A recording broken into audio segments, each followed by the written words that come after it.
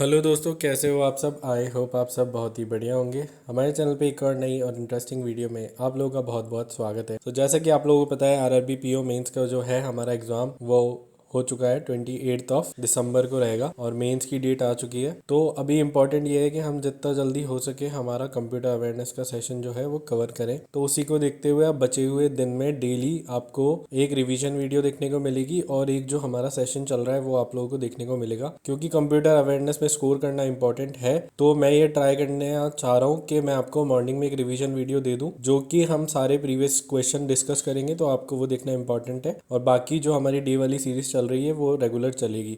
तो अब बचे हुए जितने दिन है उसमें आपको दो वीडियोस देखने को मिलने वाली है, एक रिवीजन वीडियोस और एक जो है हमारी रेगुलर सीरीज। तो अगर आप रेगुलर फॉलो कर रहे हैं, जिन्होंने अभी तक देखा है उन लोगों का तो स्कोर ऑलरेडी इंप्रूव हो चुका है। अगर आप नहीं हो रहा है आपका कंप्यूटर में स्कोर इंप्रूव, तो आप हमारे रिवीजन सेशन देख सकते हैं। मैं यहाँ पे जो अभी तक मैंने डे 19 तक ले लिया है वो सबका रिवीजन यहाँ पे करा रहा हूँ और ये कंबाइंड रिवीजन होगा। ये अगर आप रिवीजन सेशन देखते हैं तो फिर आपको ऐसा है कि जो पुरानी वीडियोज हैं हमारी वो उतनी देखने की नीड नहीं है, बट अगर आप देखेंगे तो आपका रिवीजन अच्छा होगा और आपको याद रहेगा। क्वेश्चन सारे इंपॉर्टेंट है। जिन लोगों ने भी अभी तक मॉक दिए हैं मेंस के उनको समझ में आ गया है और उनका स्कोर ऑलरेडी इंप्रूव हो चुका है। तो मेक श्योर आप हमारी ये सीरीज को फॉलो करें और अपना स्कोर इंप्रूव करें। तो चलो बिना टाइम वेस्ट करे वीडियो को स्टार्ट। क्वेश्चन है, which of the following can be use to select the entire document. तो यहाँ पे शॉर्टकट कीज के ऊपर बहुत ज्यादा क्वेश्चन आते हैं। आप लोगों ने अगर मेंस दिया होगा आरआरबी पीओ और आरबी क्लर्क का, तो आप लोगों को पता होगा कि यहाँ पे क्वेश्चन हमें देखने को मिलते हैं शॉर्टकट कीज से। तो यहाँ पे जो पूछा गया है कि एंटायर डॉक्यूमेंट को सिलेक्ट करने के लिए आप कौन सी शॉर्टकट की यूज करेंगे।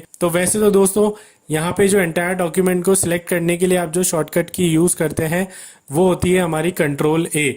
बट आप लोगों को बाकियों के बारे में भी पता होना चाहिए।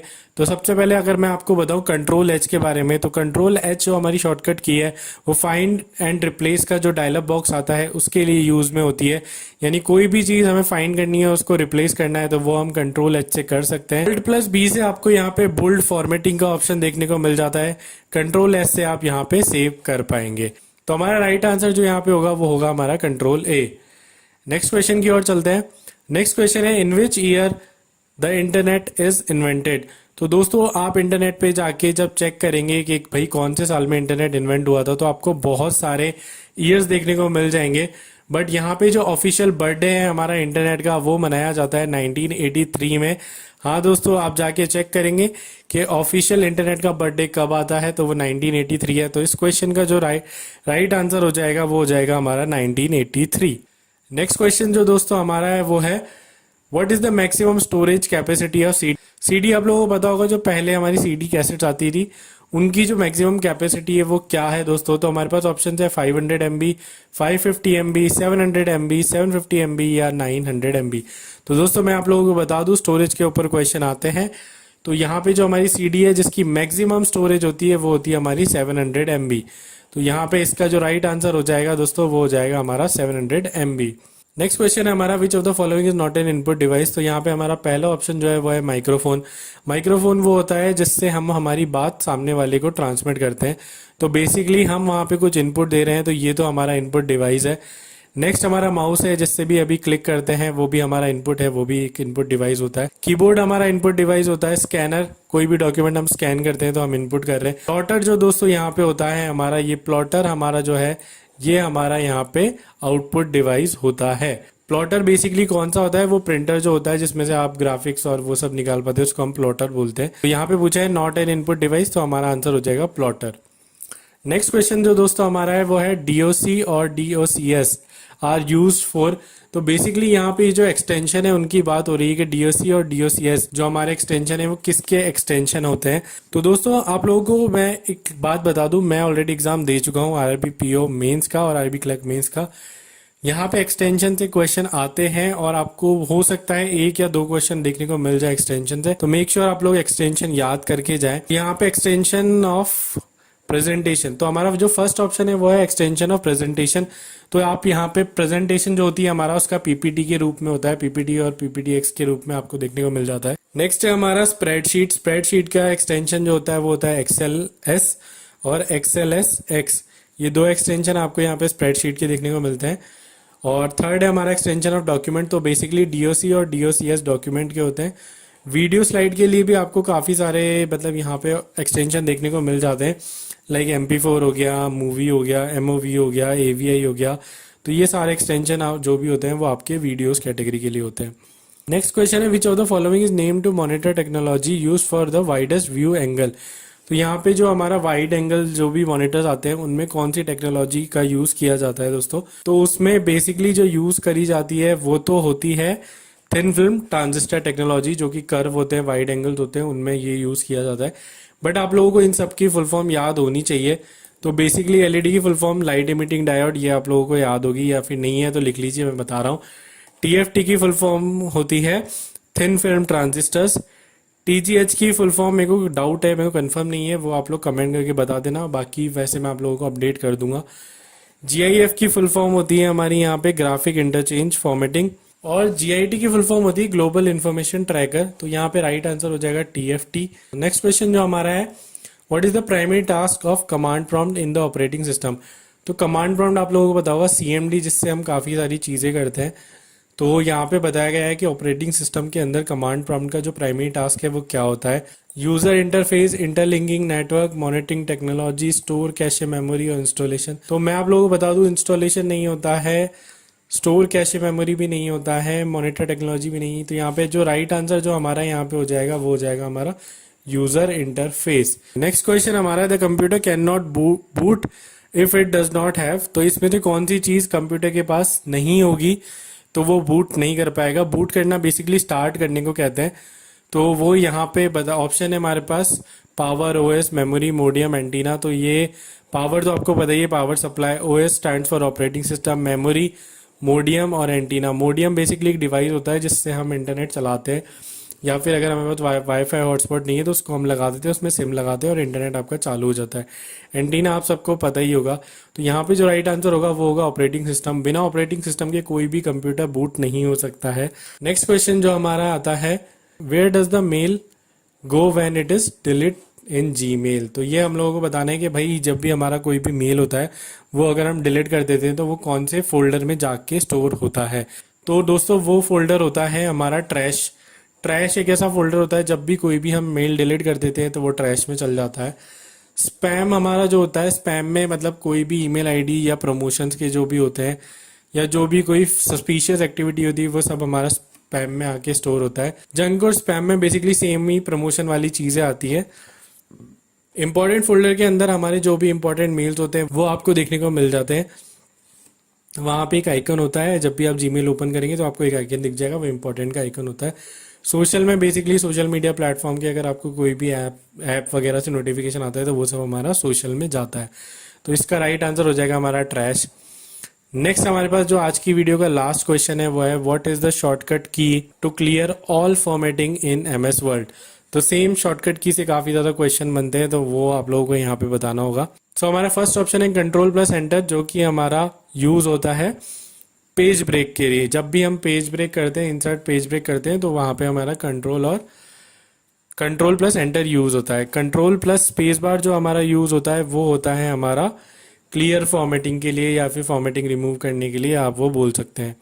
Alt+Tab हमारा जो होता है वो रिबन शॉर्टकट्स होते हैं उनके लिए यूज होता है। रिबन शॉर्टकट बेसिकली जैसे आप Alt+Tab करेंगे तो आपका जो भी तो आपके जो ऊपर बार होती है MS वर्ड में वो वहाँ पे हाईलाइटेड हो जाएगी, उसको रिबन शॉर्टकट्स बोलते हैं। Alt+Enter होता है हमारा लाइन ब्रेक करने के लिए। Alt और Enter को आप जब भी दबाएंगे तो वहाँ पे एक लाइन ब्रेक जो होता है वो क्रिएट हो जाएगा।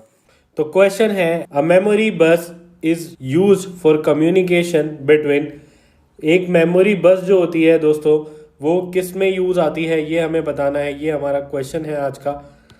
तो हमें वो बताना है कि मेमोरी बस किस में यूज आती है, उसका जो मेन है वो किन दो चीज़ों के बीच में कम्युनिकेट करती है। ऑप्शन ए है हमारे पास प्रोसेसर और माइक्रोफोन। ऑप्शन बी है प्रोसेसर और input device, input device and memory, input device and output device, और नन ऑफ द अबव। तो मैं आपको बता दूं, इनपुट और आउटपुट डिवाइस के बीच में तो ये कम्युनिकेट नहीं करती है। प्रोसेसर और इनपुट डिवाइस के बीच में भी ये कनेक्शन नहीं होता है दोस्तों। यहाँ पे राइट आंसर हमारा जो हो जाएगा दोस्तों वो हो जाएगा हमारा ऑप्शन ए, क्योंकि ये जो कम्युनिकेशन है ये होता है हमारा प्रोसेसर और मेमोरी के बीच में। तो राइट आंसर होगा हमारा ऑप्शन ए। मेमोरी बस जिन लोगों को नहीं पता उनको मैं बता दूं, बेसिकली मेमोरी बस वो होती है जो हमारी इंफॉर्मेशन या डेटा को एक पॉइंट से दूसरे पॉइंट पे लेके जाता है। तो जब भी डेटा एक पॉइंट से दूसरे पॉइंट पे जा रहा होता है तो वो बसेस के थ्रू जाता है, और उसको जो डेटा, जो भी चीज़ जो डेटा लेके जा रही है एक पॉइंट से दूसरे पॉइंट, उसको हम मेमोरी बस बोलते हैं। नेक्स्ट क्वेश्चन है दोस्तों हमारा, the memory size in mainframe computer and advance technology micro computer are expressed as. तो बेसिकली हमें बताना है कि जो मेमोरी साइज होती है मेन फ्रेम कंप्यूटर में या माइक्रो कंप्यूटर्स में, उसको कैसे एक्सप्रेस किया जाता है। क्या उसको बाइट्स बोला जाता है, क्या उसको किलो बाइट्स बोला जाता है, क्या उसको बिट्स बोला जाता है, या उसको मेगा बाइट्स बोला जाता है। तो दोस्तों यहाँ पे जो राइट आंसर हो जाएगा वो हो जाएगा हमारा मेगा बाइट्स। तो इसको, जो भी हमारी मेमोरी साइज होती है उसको हम मेगा बाइट्स में बोलते हैं। नेक्स्ट क्वेश्चन है, transistorize computer circuit were introduced in. तो बेसिकली हमें वो जनरेशन बतानी है जिसमें ट्रांजिस्टर यूज़ हुआ था या फिर ट्रांजिस्टर का यूज़ किया गया था। तो ये कौन सी जनरेशन में किया गया था दोस्तों? तो ये हमारा किया गया था सेकेंड जनरेशन में। आप लोगों को ये बहुत याद करके रखना होगा, मैं आपको बता देता हूँ। फर्स्ट जनरेशन में आप लोगों को पता होगा वैक्यूम ट्यूब थी, वो यूज़ हुई थी। सेकेंड में ट्रांजिस्टर आप लोगों ने देख ही लिया है। थर्ड में जो हमारे पास यूज़ हुआ था वो था माइक्रो प्रोसेसर, ठीक है, वो आपको याद रखना है। माइक्रो प्रोसेसर माइक्रो कंट्रोलर वाला है। फोर्थ जनरेशन में आईसी आया था। फिफ्थ जनरेशन में हमारे पास एआई चल रहा है अभी, ठीक है। तो ये पांचों आप लोगों को याद रखना है दोस्तों। इस जनरेशन पे क्वेश्चन आता ही आता है, तो मेक श्योर आप ये याद करें क्योंकि इन पे क्वेश्चन आपको देखने को मिल ही जाएगा। चलो नेक्स्ट क्वेश्चन की ओर चलते हैं। When did IBM and Apple Computer INC decided to join hands? तो कब ऐसा हुआ था जब IBM और Apple Computer ने हैंड्स ज्वाइन करा था, वो कौन सा ईयर है? देखो ये क्वेश्चन इतना ज़्यादा इम्पोर्टेंट नहीं है क्योंकि यहाँ पे पर्टिकुलर पूछ लिया गया है IBM और Apple के बारे में, तो इतना स्पेसिफिक नहीं जाएगा। बट कई बार ये क्वेश्चन एज इट इज़ उठ के एग्ज़ाम में आया है, इसलिए मैंने यहाँ पे ये आप लोगों के लिए लिया है। तो दोस्तों इसका जो राइट आंसर हो जाएगा वो हो जाएगा हमारा 1991, ठीक है दोस्तों। नेक्स्ट क्वेश्चन पे चलते हैं। A computer system consist of its processor, memory and input device except data, process it and produce the output result. Can you tell in which component is the raw data feed. तो basically हमें ये बताना है कि raw data किस में होता है। इन्होंने पूरा बताया कि इन्होंने पूरा बताया कंप्यूटर सिस्टम के अंदर क्या क्या होता है। प्रोसेसर होता है, मेमोरी, इनपुट डिवाइस होती है, फिर डेटा प्रोसेस किया जाता है, प्रोड्यूस किया जाता है और आउटपुट रिजल्ट लिया जाता है। तो जो मेन रॉ डेटा होता है हमारा वो किस में होता है वो हमको यहाँ पे बताना है। तो दोस्तों रॉ डेटा होता है वो होता है हमारा मेन मेमोरी के अंदर। Fifth generation computer are likely to exhibit, ये हमने अभी ऑलरेडी पढ़ा था जब हमने ट्रांजिस्टर के बारे में बात करा। तो ट्रांजिस्टर जो था हमारा वो सेकेंड जनरेशन था। फिफ्थ जनरेशन कौन सा होता है वो हमें बताना है। तो हमारे पास ऑप्शन है artificial intelligence, machine learning, advance parallel processing, all of the above और नन ऑफ द अबव। तो यहाँ पे राइट आंसर हो जाएगा दोस्तों वो ऑल ऑफ द अबव, क्योंकि artificial intelligence, machine learning, advance parallel processing, ये तीनों चीज़ें और ऐसी जो भी एडवांस चीज़ें हैं वही हमारी जो है अभी फिफ्थ जनरेशन में आ रही है। तो राइट आंसर हो जाएगा हमारा all of the above. The central processor of a modern digital computer consist of. Basically central processor होता है हमारा CPU, और मॉडर्न डिजिटल कंप्यूटर के अंदर ये किसका होता है? कंसिस्ट ऑफ मतलब इसमें क्या होता है। तो मैं आपको बता दूं, कोई भी CPU होता है उसके अंदर जो है कंट्रोल यूनिट भी होता है और हमारा प्राइमरी मेमोरी भी होता है। उसके अलावा कोई और तीसरी चीज़ उसमें नहीं होती है। तो राइट आंसर हो जाएगा हमारा control unit and primary memory, यानी ऑप्शन सी। नेक्स्ट क्वेश्चन है, the bubble in the bubble memory pack are created with the help of. अब बबल्स क्या होते हैं? बबल्स बेसिकली पैकेट होते हैं जिनके अंदर इंफॉर्मेशन जाती है। तो ये किसकी हेल्प से बनाए जाते हैं? क्या ये लेज़र बीम की हेल्प से बनाए जाते हैं? क्या ये मैग्नेटिक फील्ड की हेल्प से बनाए जाते हैं? या फिर इलेक्ट्रिक फील्ड, एक्सरे, या फिर none of the above?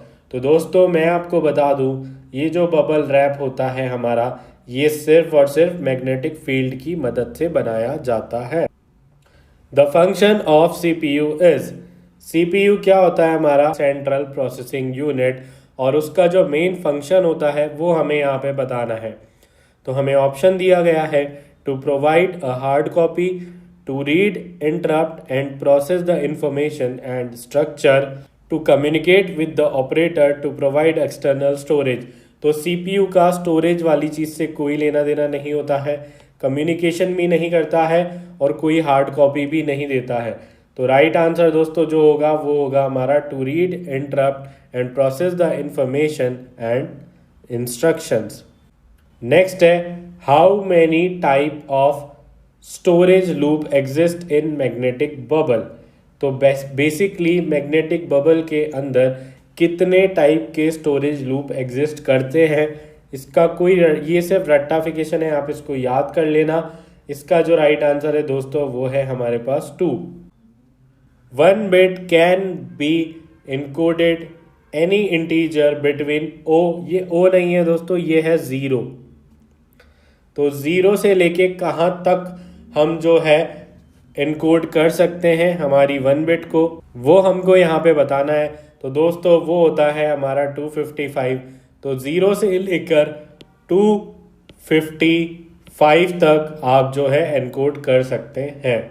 Next है, storage on PC allow you to store files until something erase it, but memory loss it contains whenever it dash is lost।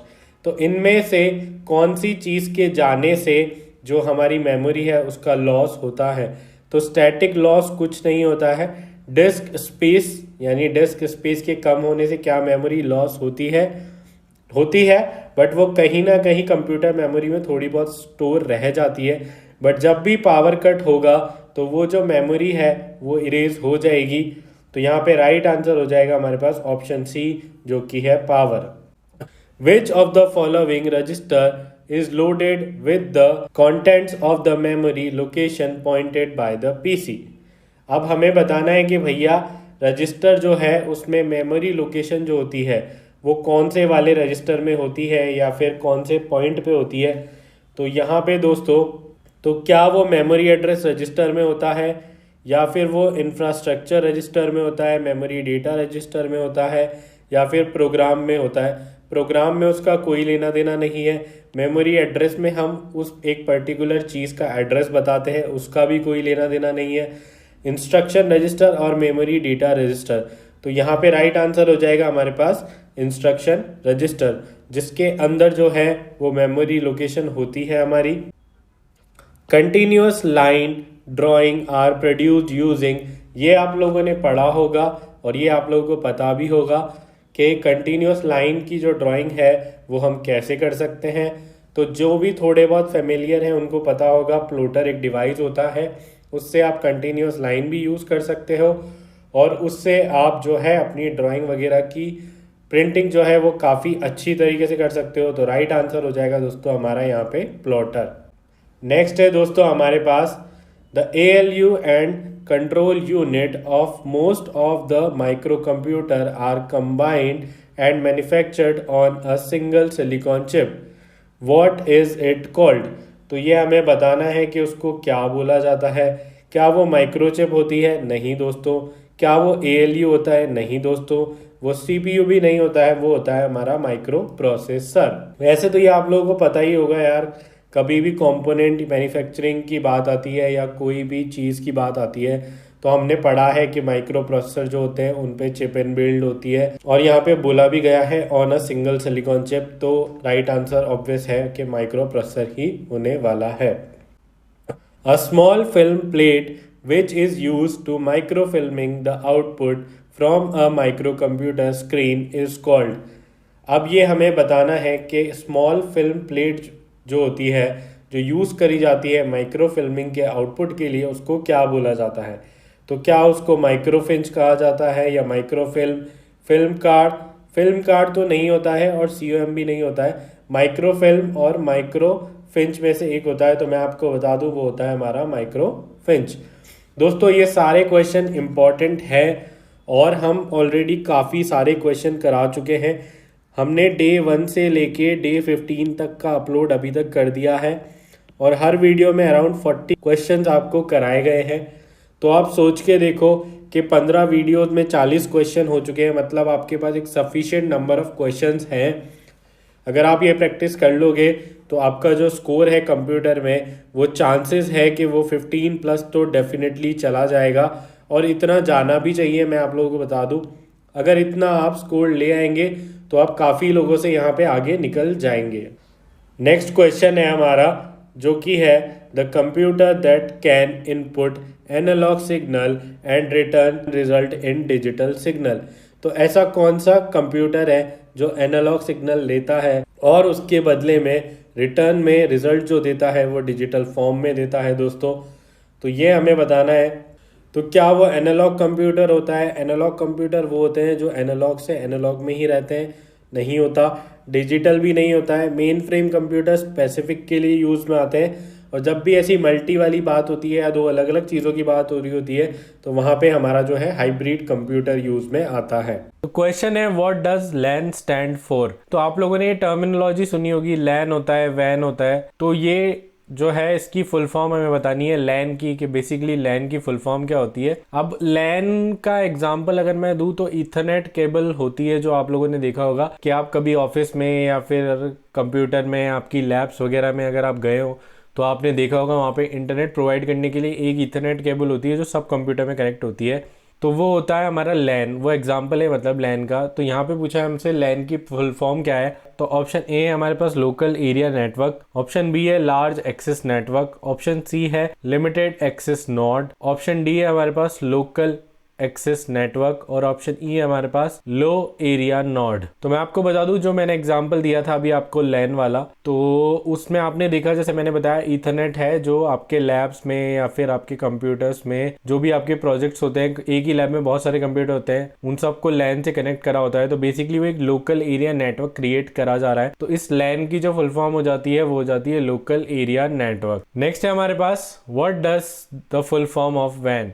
अब ये वही जैसे लैन लोकल एरिया नेटवर्क था वैसे ही van होता है। एक वैन क्या होता है, जो इंटरनेट अभी आप यूज कर रहे हैं या फिर मतलब जो भी वाइड एरिया में जो भी नेटवर्क है उसको हम बेसिकली वैन बोलते हैं। तो ऑप्शन हमारे पास देख लेते हैं। ऑप्शन ए है वाइड एरिया नेटवर्क, सेकंड है वेब एक्सेस नेटवर्क, थर्ड है वायरलेस एरिया नोड, फोर्थ है वाइड एक्सेस नोड और फिफ्थ है वायर्ड एक्सेस नेटवर्क। तो वैन की फुल फॉर्म हो जाएगी दोस्तों वाइड एरिया नेटवर्क। इस वीडियो की अच्छी बात यह है कि हमने जो 40 क्वेश्चन लिए हैं उसमें हमने कोशिश करी है कि हम हर एक पर्टिकुलर टॉपिक से क्वेश्चन उठा लें। तो ऐसा नहीं होगा कि आपको जाके एक्स्ट्रा मेहनत करने की जरूरत पड़ेगी। अगर इसमें जो 5 ऑप्शन जैसे अभी आपको दिख रहा है तो यही 5 ऑप्शन मतलब आंसर कहीं ना कहीं आपको किसी ना किसी क्वेश्चन में आगे देखने को मिल जाएंगे। तो आपका कुछ भी छूटेगा नहीं, आपका यहाँ पे सब रिवाइज हो जाएगा। और ये पीपीटी बनाने में यार टाइम लगता है, बहुत मेहनत लगती है। तो इस वीडियो को लाइक करना और शेयर करना, इस चैनल को सब्सक्राइब करना ताकि हमें भी मोटिवेशन मिले और हम भी आपके लिए आगे वीडियोस लेके आते रहें।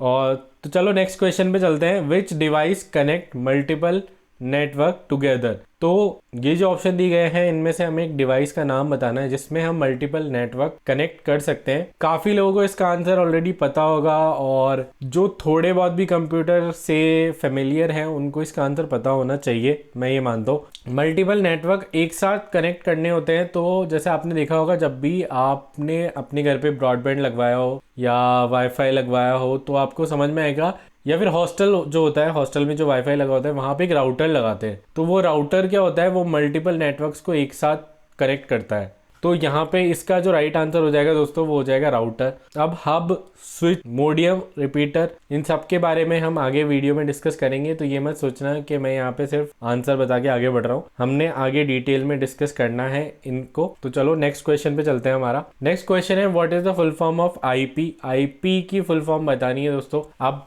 काफ़ी सारे लोग ऐसे होंगे जिनको आईपी के बारे में नहीं पता होगा। तो बेसिकली आप लोगों ने एक टर्म सुनी होगी काफ़ी बार जिसको बोलते हैं आईपी एड्रेस या मैक एड्रेस। तो आईपी एड्रेस एक यूनिक एड्रेस होता है आपके सिस्टम का, डिवाइस का। जब भी आप नेट से कनेक्ट करते हैं तो आपको एक पर्टिकुलर एक आईपी असाइन करी जाती है, जिसके थ्रू ये पता लगता है कि आप क्या यूज़ कर रहे हैं या फिर आपका डिवाइस कहाँ है। तो वो जो ऐसा मूवीज़ में दिखाते हैं, आपने देखा होगा कि डिवाइस ट्रैक हो गया, तो वो ट्रैक जिसकी वजह मदद से होता है वो होता है दोस्तों आईपी एड्रेस। तो आईपी एड्रेस की फुल फॉर्म हमें बतानी है बेसिकली आईपी की। तो ऑप्शन ए है हमारे पास इंटरनेट प्रोटोकॉल, ऑप्शन बी है इंटरनल प्रोग्राम, ऑप्शन सी है इंटरनेट पोर्ट, ऑप्शन डी है हमारे पास इंटरनल प्रोसेसर, ऑप्शन ई है हमारे पास इंटरनेट प्रोवाइडर। तो दोस्तों आईपी की जो फुल फॉर्म होती है दोस्तों वो होती है इंटरनेट प्रोटोकॉल। नेक्स्ट हमारे पास है which protocol is used to transfer web pages. अब ये जितने भी ऑप्शन अभी आप यहाँ पे देख रहे हैं, FTP, HTTP,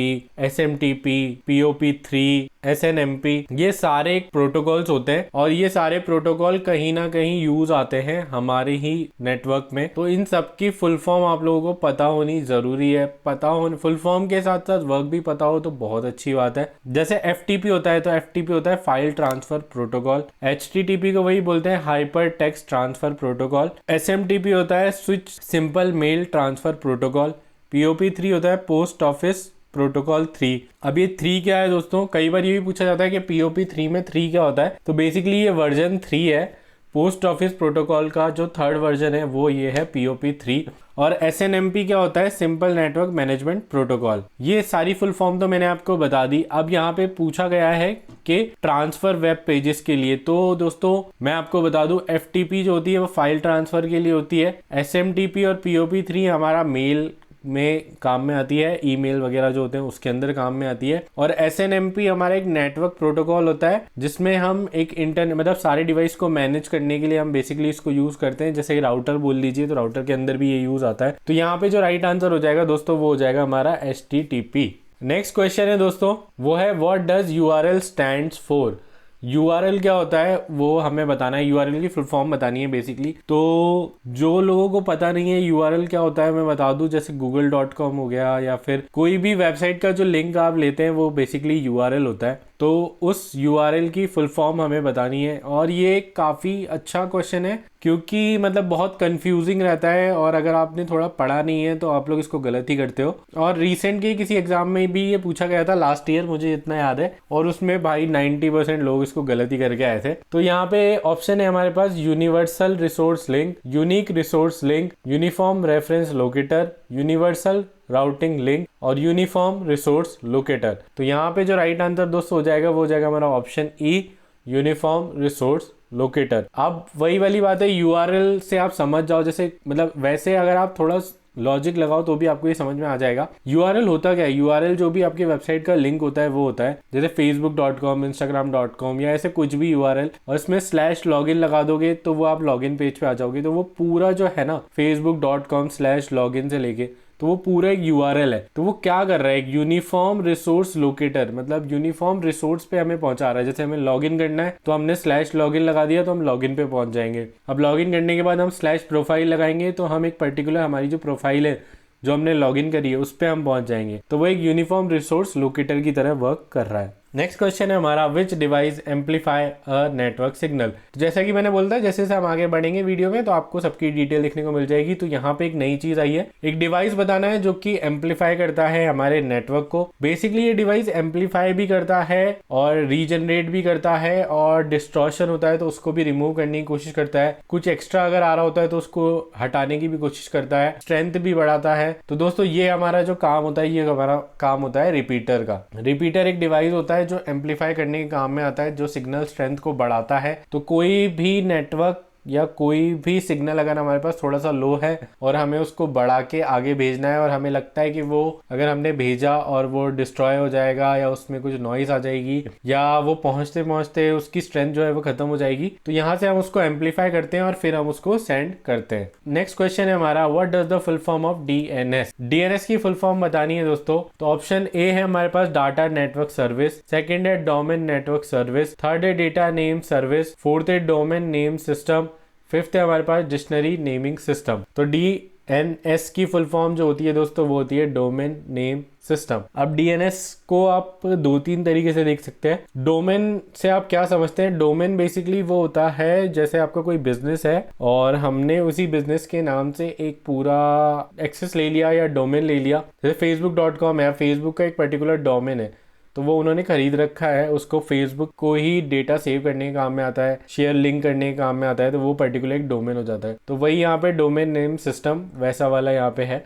नेक्स्ट है हमारा which protocol is use to send email. वापस से वही सारे प्रोटोकॉल आ चुके हैं और यहाँ पे हमें बताना है कि ईमेल सेंडिंग में जो हमारा प्रोटोकॉल है वो कौन सा यूज में आता है। तो ईमेल सेंडिंग में है ना ईमेल सेंडिंग में तो एक ही प्रोटोकॉल यूज में आता है, बट अटैचमेंट वगैरह में 2 प्रोटोकॉल यूज में आता है। तो जैसा ऑप्शन अभी आप देख रहे हैं यहाँ पे, फर्स्ट ऑप्शन है POP3, SMTP, IMAP, HTTP और FTP। तो FTP और HTTP को तो आप एलिमिनेट कर दो क्योंकि इनका ईमेल से कोई लेना देना नहीं है। बचे हुए 3 का ईमेल से लेना देना है। POP3 मैंने आपको बताया था पोस्ट ऑफिस वर्जन 3 है, SMTP simple mail transfer protocol और IMAP एक और प्रोटोकॉल होता है जो कि ईमेल में यूज आता है और अटैचमेंट वगैरह के लिए यूज में आता है। तो यहाँ पे पूछा है सेंडिंग के लिए कौन सा आएगा, तो सेंडिंग के लिए हमारे पास जो होता है वो होता है simple mail transfer protocol. Question है हमारा what is the full form of FTP। FTP की फुल फॉर्म मैं ऑलरेडी बता चुका हूँ और वैसे तो आपको याद होनी चाहिए, ये भी कोई भी हमारे फाइल वगैरह है उनको ट्रांसफर करने के काम में आता है। तो ऑप्शन देख लेते हैं। ऑप्शन ए है हमारे पास file transfer protocol, option B है हमारे पास file transmission path, option C है fast transfer process, option D है फाइल ट्रैकिंग प्रोग्राम और ऑप्शन ई है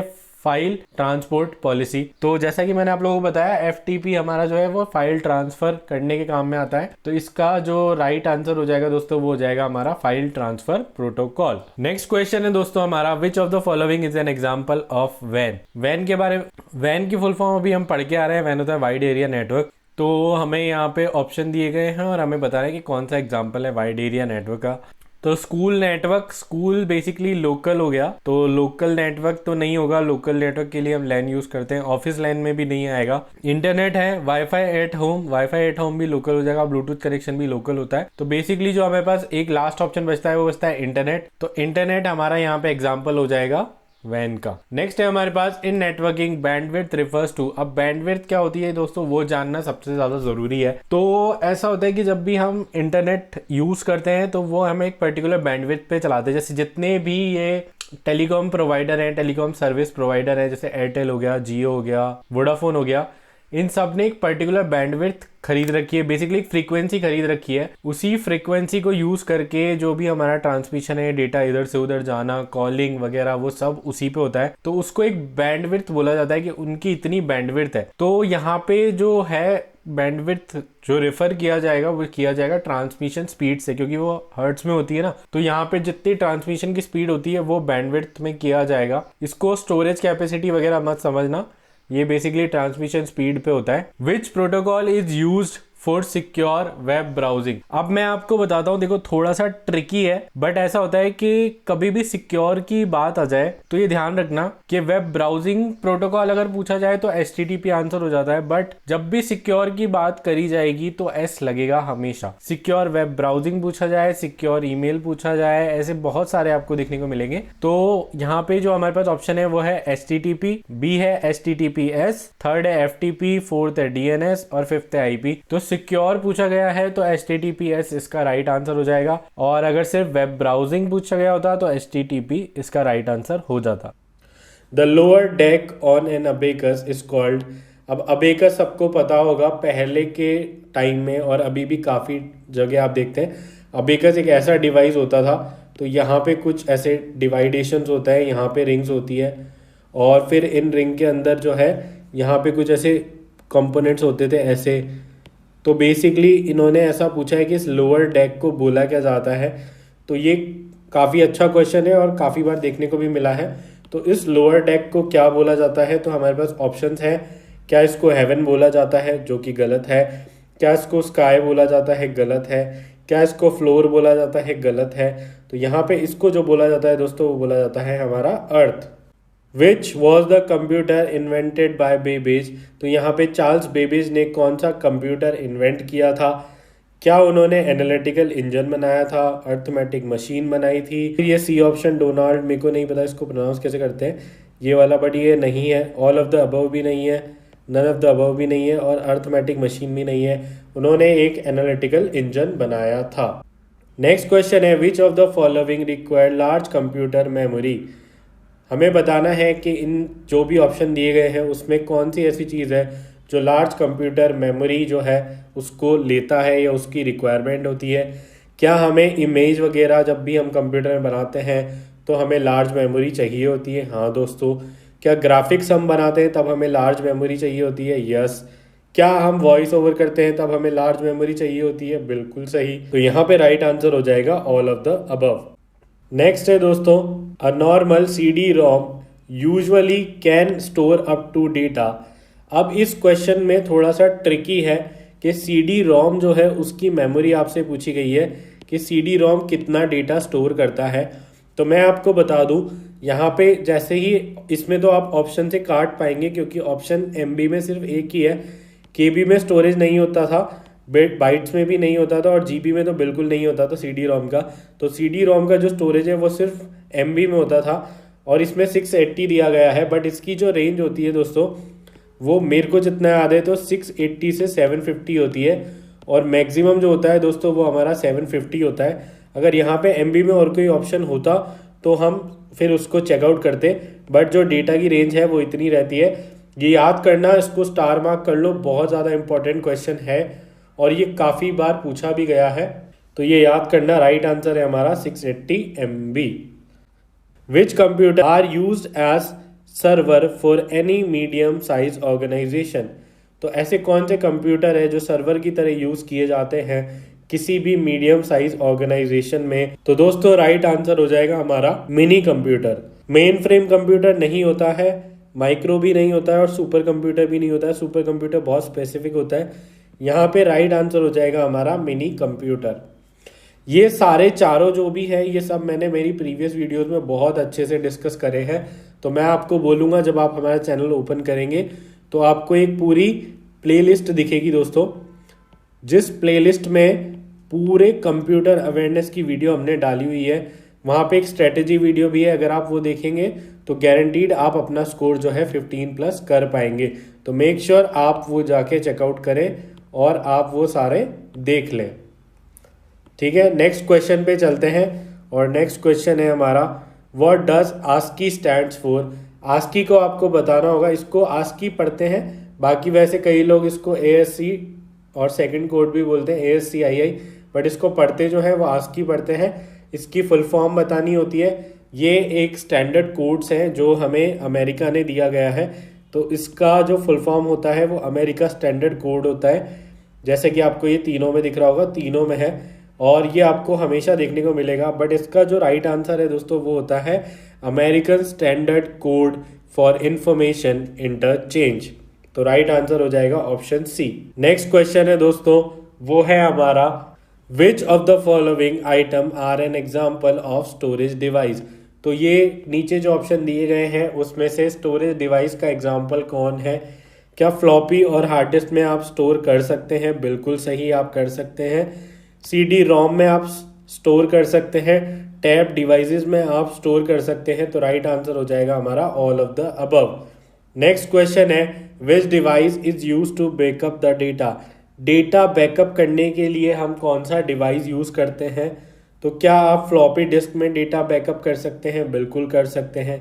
क्या आप टैब में डेटा बैकअप कर सकते हैं? बिल्कुल कर सकते हैं।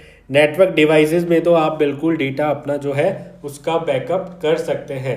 तो यहाँ पे राइट आंसर दोस्तों जो होगा वो होगा हमारा all of the above. Next question है हमारा which of the following term is most closely related to main memory.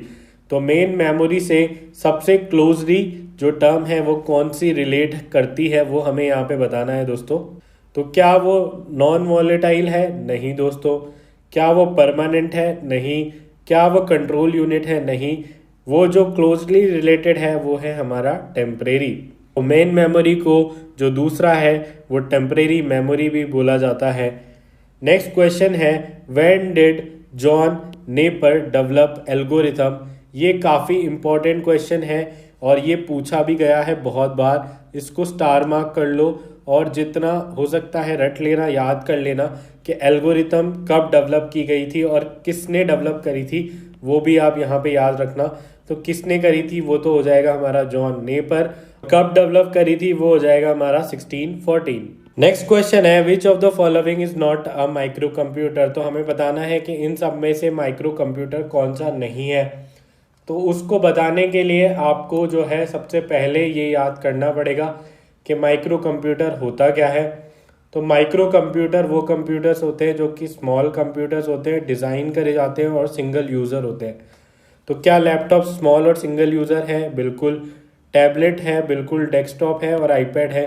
तो ये सारे जो हैं ये सारे माइक्रो कंप्यूटर है। तो नॉट अ माइक्रो कंप्यूटर पूछा है तो राइट आंसर हो जाएगा नन ऑफ द अबव, क्योंकि ये सारे के सारे हमारे माइक्रो कंप्यूटर हैं। नेक्स्ट क्वेश्चन है हमारे पास which of the following is use to manufacture chip. Chip manufacturing के लिए कौन सी चीज़ यूज़ करी जाती है? क्या कंट्रोल बस यूज़ करते हैं? नहीं दोस्तों। क्या कंट्रोल यूनिट? नहीं। क्या पार्टी यूनिट्स होती है? नहीं। सेमीकंडक्टर जो होता है दोस्तों वो हम यूज़ करते हैं हमारे चिप मैन्युफैक्चरिंग में, माइक्रो कंट्रोलर्स बनाने में, आईसीज बनाने में, तो उसमें सेमीकंडक्टर का यूज़ किया जाता है। Binary circuit element, binary circuit element have कितनी स्टेबल स्टेट्स होती है? क्या 1 होती है, 2 होती है, 3 होती है, 4 होती है? तो आप लोगों को पता होगा जब भी हम बात करते हैं हमारे बाइनरी के बारे में तो बाइनरी के नाम से सिर्फ दो ही चीज़ें आती हैं, वो होता है 1 और 0। तो यहाँ पे जो स्टेट है वो सिर्फ 2 होती है, तो राइट आंसर हो जाएगा 2 स्टेबल स्टेट। नेक्स्ट है which statement is valid about computer program. Computer program के लिए या कंप्यूटर प्रोग्राम को ध्यान में रखते हुए इन चारों पांचों में से कौन सी स्टेटमेंट वैलिड है? It is understood by computer, बिल्कुल सही। कंप्यूटर प्रोग्राम कंप्यूटर के द्वारा ही समझा जाता है, तभी हम उसको बनाते हैं। It is understood by programmer, बिल्कुल सही। जिस भी प्रोग्रामर ने बनाया है उसको पता होगा। It is understood by user, नहीं। अगर आप प्रोग्रामर नहीं है तो आप उसको नहीं समझ पाएंगे। तो राइट आंसर हो जाएगा दोस्तों, वो हो जाएगा हमारा both A and B. Next question है दोस्तों, वो है हमारा the word processing task associated with changing the appearance of a document is. तो ये हमें बताना है कि इसका राइट आंसर क्या होगा।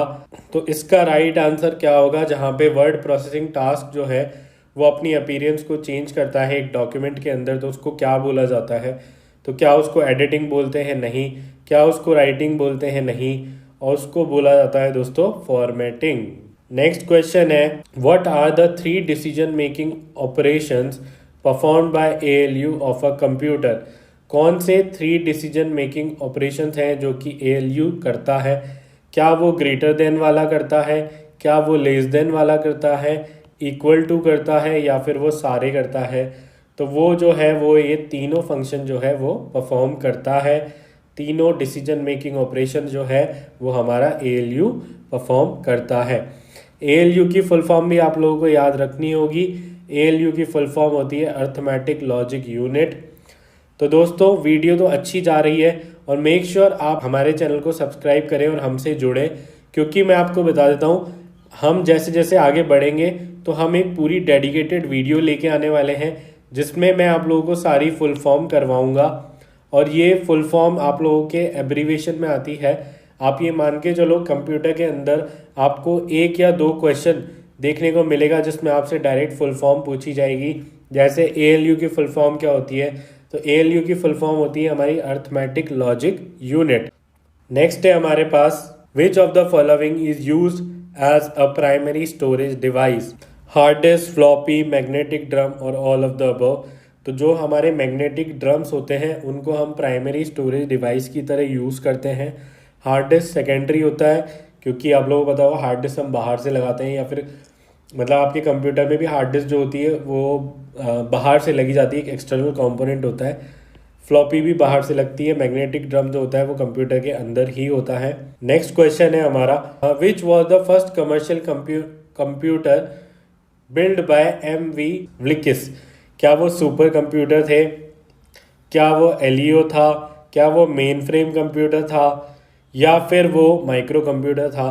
तो दोस्तों इन्होंने जो इन्वेंट किया था वो था हमारा LEO, जिसको लियो भी बोला जाता है। नेक्स्ट क्वेश्चन है, which of the following does not effect the resolution of a video display? इनमें से कौन सी चीज़ चेंज होने से या कौन सी चीज़ के चेंज होने से जो हमारे वीडियो रेजोल्यूशन है उस पर इफेक्ट नहीं पड़ेगा दोस्तों, वो हमें यहाँ पे बताना है। तो ऑप्शन है हमारे पास बैंडविड्थ। बैंडविड्थ का रेजोल्यूशन से लेना देना होता है, स्क्रीन रेट से भी होगा, vertical and horizontal line resolution से भी होगा, बट स्क्रीन साइज से जो रेजोल्यूशन है उस पर इफेक्ट नहीं पड़ता है दोस्तों। तो राइट आंसर हो जाएगा हमारा screen size. Transmission and presentation of text and graphics is called. कभी भी ट्रांसमिशन किया जाता है या प्रेजेंटेशन किया जाता है ग्राफिक्स का, उसको क्या बोला जाता है? क्या उसको टेलीटेक्स्ट बोलते हैं? नहीं। नेटवर्क नहीं होता है, टेलीमेटिक नहीं होता है, उसको वीडियो टेक्स्ट बोला जाता है दोस्तों, ये बात याद रखना। The two main component of CPU, CPU के दो मेन कॉम्पोनेंट। अब CPU की फुल फॉर्म आप लोगों ने याद कर ली है तो ठीक है, नहीं करी है तो याद रखना, CPU की फुल फॉर्म होती है हमारी सेंट्रल प्रोसेसिंग यूनिट। तो ये CPU की हमारी फुल फॉर्म होती है, ये याद रखना। और इसके जो दो मेन कंपोनेंट होते हैं दोस्तों वो क्या होते हैं वो हमें बताना है। क्या वो कंट्रोल यूनिट और रजिस्टर होता है? कंट्रोल यूनिट और ALU, register and main memory, ALU and बस, बसेस नहीं होती है, मेमोरी नहीं होती है, रजिस्टर नहीं होता है, वो होता है हमारा control unit and ALU। Next question है हमारे पास, the light pen was developed in.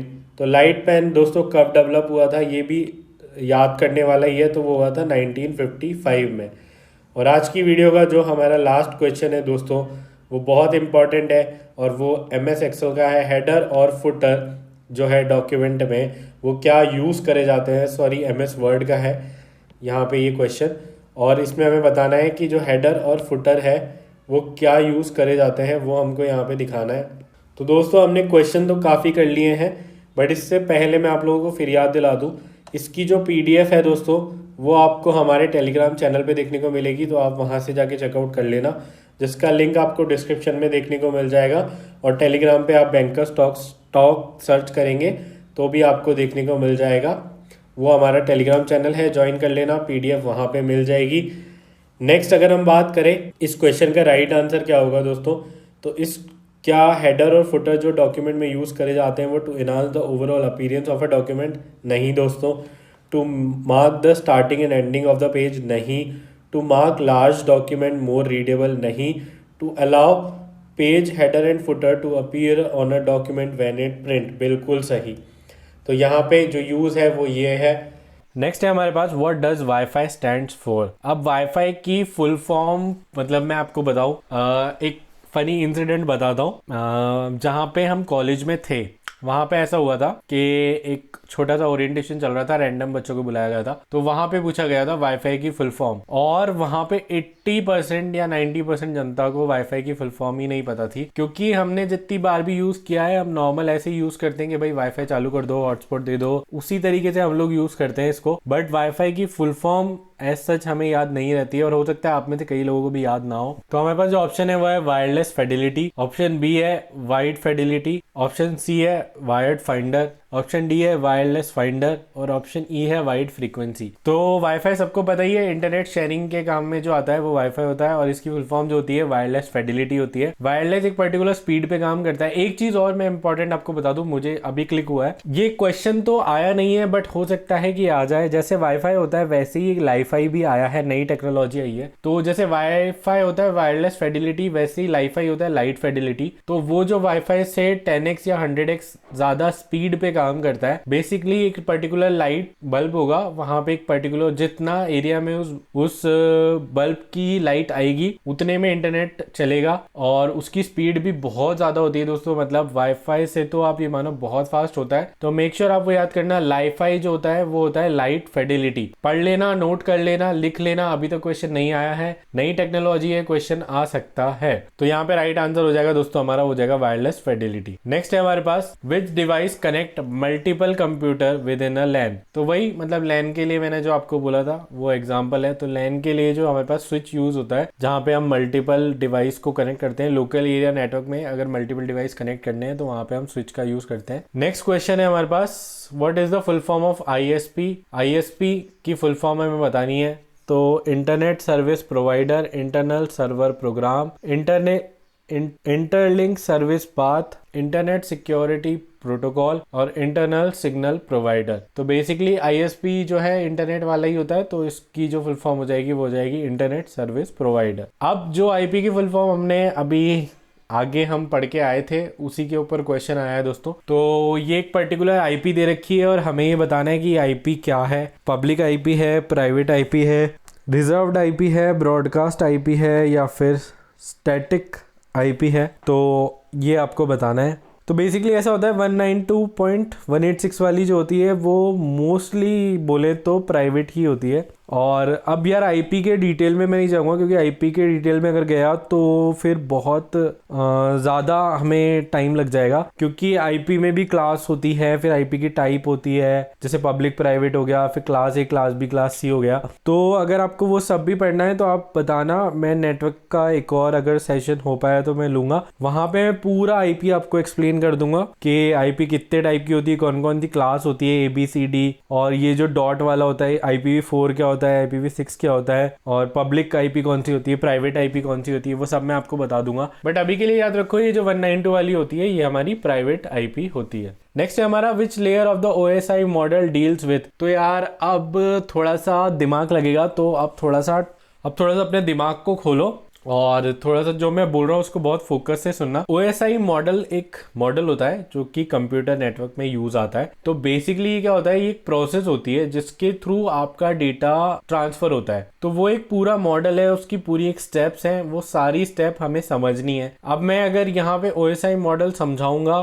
तो हो सकता है टाइम लग जाए, बट मैं आपको थोड़ा बहुत ब्रीफ देता हूँ यहाँ पे। तो यहाँ पे पूछा गया है which layer of the OSI model deals with routing. तो राउटिंग के बारे में बताना है तो नेटवर्क, बेसिकली वो नेटवर्किंग का पार्ट होता है। तो यहाँ पे राइट आंसर हो जाएगा। OSI मॉडल में कितनी लेयर होती है, तो OSI मॉडल में 7 लेयर होती है। अभी याद रखो, मैं बताता हूँ कैसे 7 लेयर होती है, याद रख लेना, इसके ऊपर क्वेश्चन आता है। ये है हमारा, ये जो अभी आप स्क्रीन पे देख रहे हैं ये है पूरा OSI मॉडल का डायग्राम। ये सारी लेयर्स होती है, इन पर्टिकुलर लेयर का एक फंक्शन होता है जो कि मैंने कोशिश करी है कि साइड में लिखा है थोड़ा बहुत छोटा मोटा, तो उससे आपको समझ पाए। बाकी इस OSI मॉडल पे मैं कंप्लीट डिटेल वीडियो लेके आऊंगा जहाँ पे मैं आपको सब कुछ समझाऊंगा। इसके ऊपर जितने क्वेश्चंस आते हैं वो भी मैं लेके आऊंगा। तो ऐसे फिक्र मत करना, बस अभी इसको समझ लो और या हो सके तो मैं बोलूंगा याद कर लेना, ताकि जो नेक्स्ट वीडियो आएगी उसमें आप लोगों को ये पूरा अच्छी तरीके से डिटेल में याद रहे और आप उसके सारे क्वेश्चन कर पाओ। OSI मॉडल से क्वेश्चन आता है दोस्तों क्योंकि काफ़ी अच्छा है और ट्रांसफरिंग के लिए यूज़ होता है। तो बेसिकली हम कर क्या रहे हैं, कंप्यूटर में हम डेटा ट्रांसफर करने की कोशिश ही कर रहे हैं, स्टोर कर रहे हैं, सेंड कर रहे हैं, तो उसी के ऊपर ये बेस्ड है।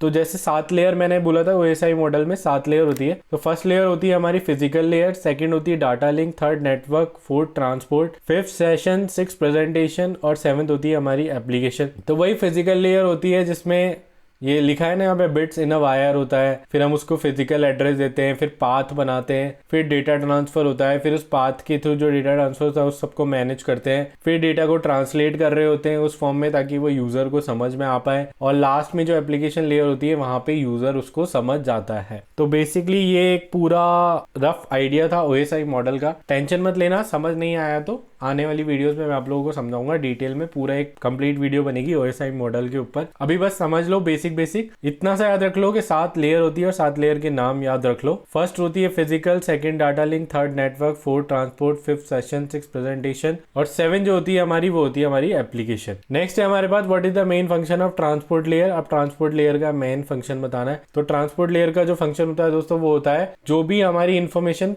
पीछे से आ रही है उसका एक फ्लो मेंटेन करना और उसमें कुछ एरर वगैरह है तो वो बताना। तो बेसिकली यहाँ पे इसका जो मेन फंक्शन होता है वो होता है flow control and error handling. Next है हमारा which protocol is used to fetch emails from the server. तो सर्वर से ईमेल फैच करने के लिए कौन सा प्रोटोकॉल यूज किया जाता है दोस्तों? वही सारे ऑप्शन आपको देखने को मिलेंगे बार बार। सेंड करने की बात नहीं हो रही है, इस बार फैच करने की बात हो रही है। तो अगर आप पूरी वीडियो देखते हुए आ रहे हैं तो मैं यहाँ पे वही एलिमिनेट करूंगा FTP को एलिमिनेट कर दीजिए, HTTP को एलिमिनेट कर दीजिए और SNMP को एलिमिनेट कर दीजिए। बचते हैं सिर्फ दो ऑप्शन, SMTP और POP3। SMTP हमने अभी पहले ही देखा था कि भाई सेंड करने के काम में आता है, तो फैच करने के काम में तो नहीं आएगा। फैच करने के काम में आएगा हमारा POP3। विच प्रोटोकॉल प्रोवाइड्स रिलायबल कम्युनिकेशन। अब यार कम्युनिकेशन के बारे में बात आ रही है कि कौन सा प्रोटोकॉल है जो एक रिलायबल कम्युनिकेशन दे सकता है। रिलायबल कम्युनिकेशन का मतलब बेसिकली ये है कि जब भी हम कम्युनिकेट कर रहे हैं या ट्रांसफर कर रहे हैं तो वो एक ट्रस्ट हो, बिना हैकिंग के हो या बिना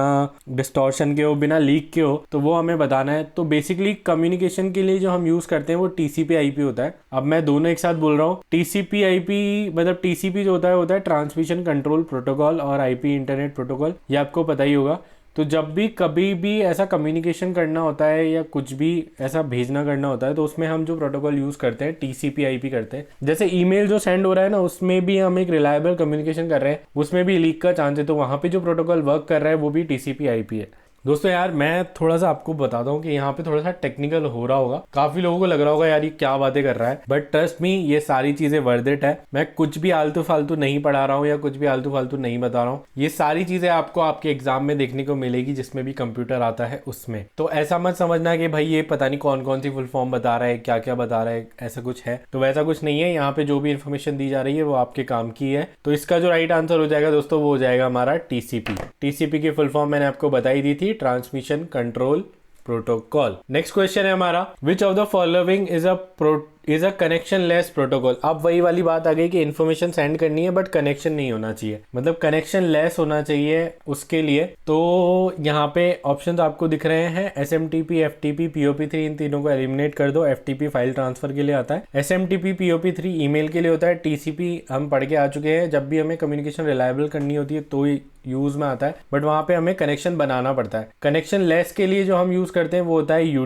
UDP जिसकी फुल फॉर्म होती है यूजर डेटाग्राम प्रोटोकॉल। तो यहाँ पे जो राइट आंसर हो जाएगा दोस्तों वो हो जाएगा हमारा UDP। नेक्स्ट है हमारा what is the function of modem. तो मोडियम का फंक्शन क्या होता है। अब मोडियम अगर आप लोगों को पता है तो एक डिवाइस होगा, अभी तो जो सब लोग वाईफाई यूज करते हैं, बट पहले थोड़े टाइम पहले तक मोडियम यूज किया जाता था इंटरनेट के लिए। तो अगर आपने नाम सुना टाटा डोकोमो और MTS का एक छोटा सा USB टाइप का डिवाइस आता था जिसमें आप अपनी सिम लगाते थे और उसको आप कनेक्ट करते थे अपने लैपटॉप PC से और आपका इंटरनेट चल जाता था, तो वो जो डिवाइस था उसको मोडियम बोला जाता है। अब वो कर क्या रहा है दोस्तों, वो इंटरनेट चला रहा है। अब इंटरनेट चला रहा है सिम के थ्रू, तो बेसिकली सिग्नल आ रहे जा रहे हैं, तो कन्वर्जन हो रहा है वहां पे। तो वो क्या करता था, कन्वर्ट करता था एनालॉग सिग्नल को डिजिटल सिग्नल में, तो उसको हम मोडियम यूज बोलते हैं। नेक्स्ट है हमारा, which address identify a device on a network uniquely.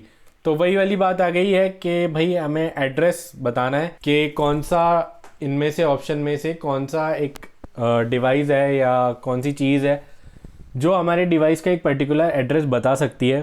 तो हम जो पढ़ के आए हैं उसमें तो हमारे पास ऑप्शन है IP, host name, MAC address, URL और सबनेट मास्क। तो IP और मैक एड्रेस दोनों होते हैं, ये आपको बता सकते हैं, बट अब यूनिकली बोला जाए तो IP क्या होता है ना, IP जैसे ही आप इंटरनेट चेंज करते हो तो IP स्विच हो जाती है। तो यहाँ पे जो राइट आंसर आपके पास हो जाएगा दोस्तों वो हो जाएगा मैक एड्रेस। नेक्स्ट क्वेश्चन है हमारा, what is the full form of TCP/IP। ये अभी हम पढ़ के आ रहे हैं, रिलायबल कम्युनिकेशन के लिए या कम्युनिकेशन करने के लिए, सेंड करने के लिए जो यूज होता है वो TCP/IP होता है। तो ऑप्शन ए है हमारे पास ट्रांसमिशन कंट्रोल प्रोटोकॉल और इंटरनेट प्रोटोकॉल। ऑप्शन बी है transfer communication process internal program, transport connection protocol internet port, और ट्रांसमिशन चैनल प्रोटोकॉल और इंट्रानेट प्रोटोकॉल। तो अगर आपको IP की फुल फॉर्म भी पता है तो आप यहाँ पे उससे भी अंदाजा लगा सकते हैं, बट नॉन ऑफ दिस भी है, तो थोड़ा सा पढ़ लेना यार, ऐसा नहीं हो कि IP के चक्कर में चल जाओ और गलत हो जाए। ये नॉन ऑफ दिस वाला जो ऑप्शन होता है ये हमेशा नेगेटिव कराता है। तो यहाँ पे जो हमारे पास राइट आंसर हो जाएगा दोस्तों वो हो जाएगा option number A, transmission control protocol और इंटरनेट प्रोटोकॉल। नेक्स्ट है हमारा, विच ऑफ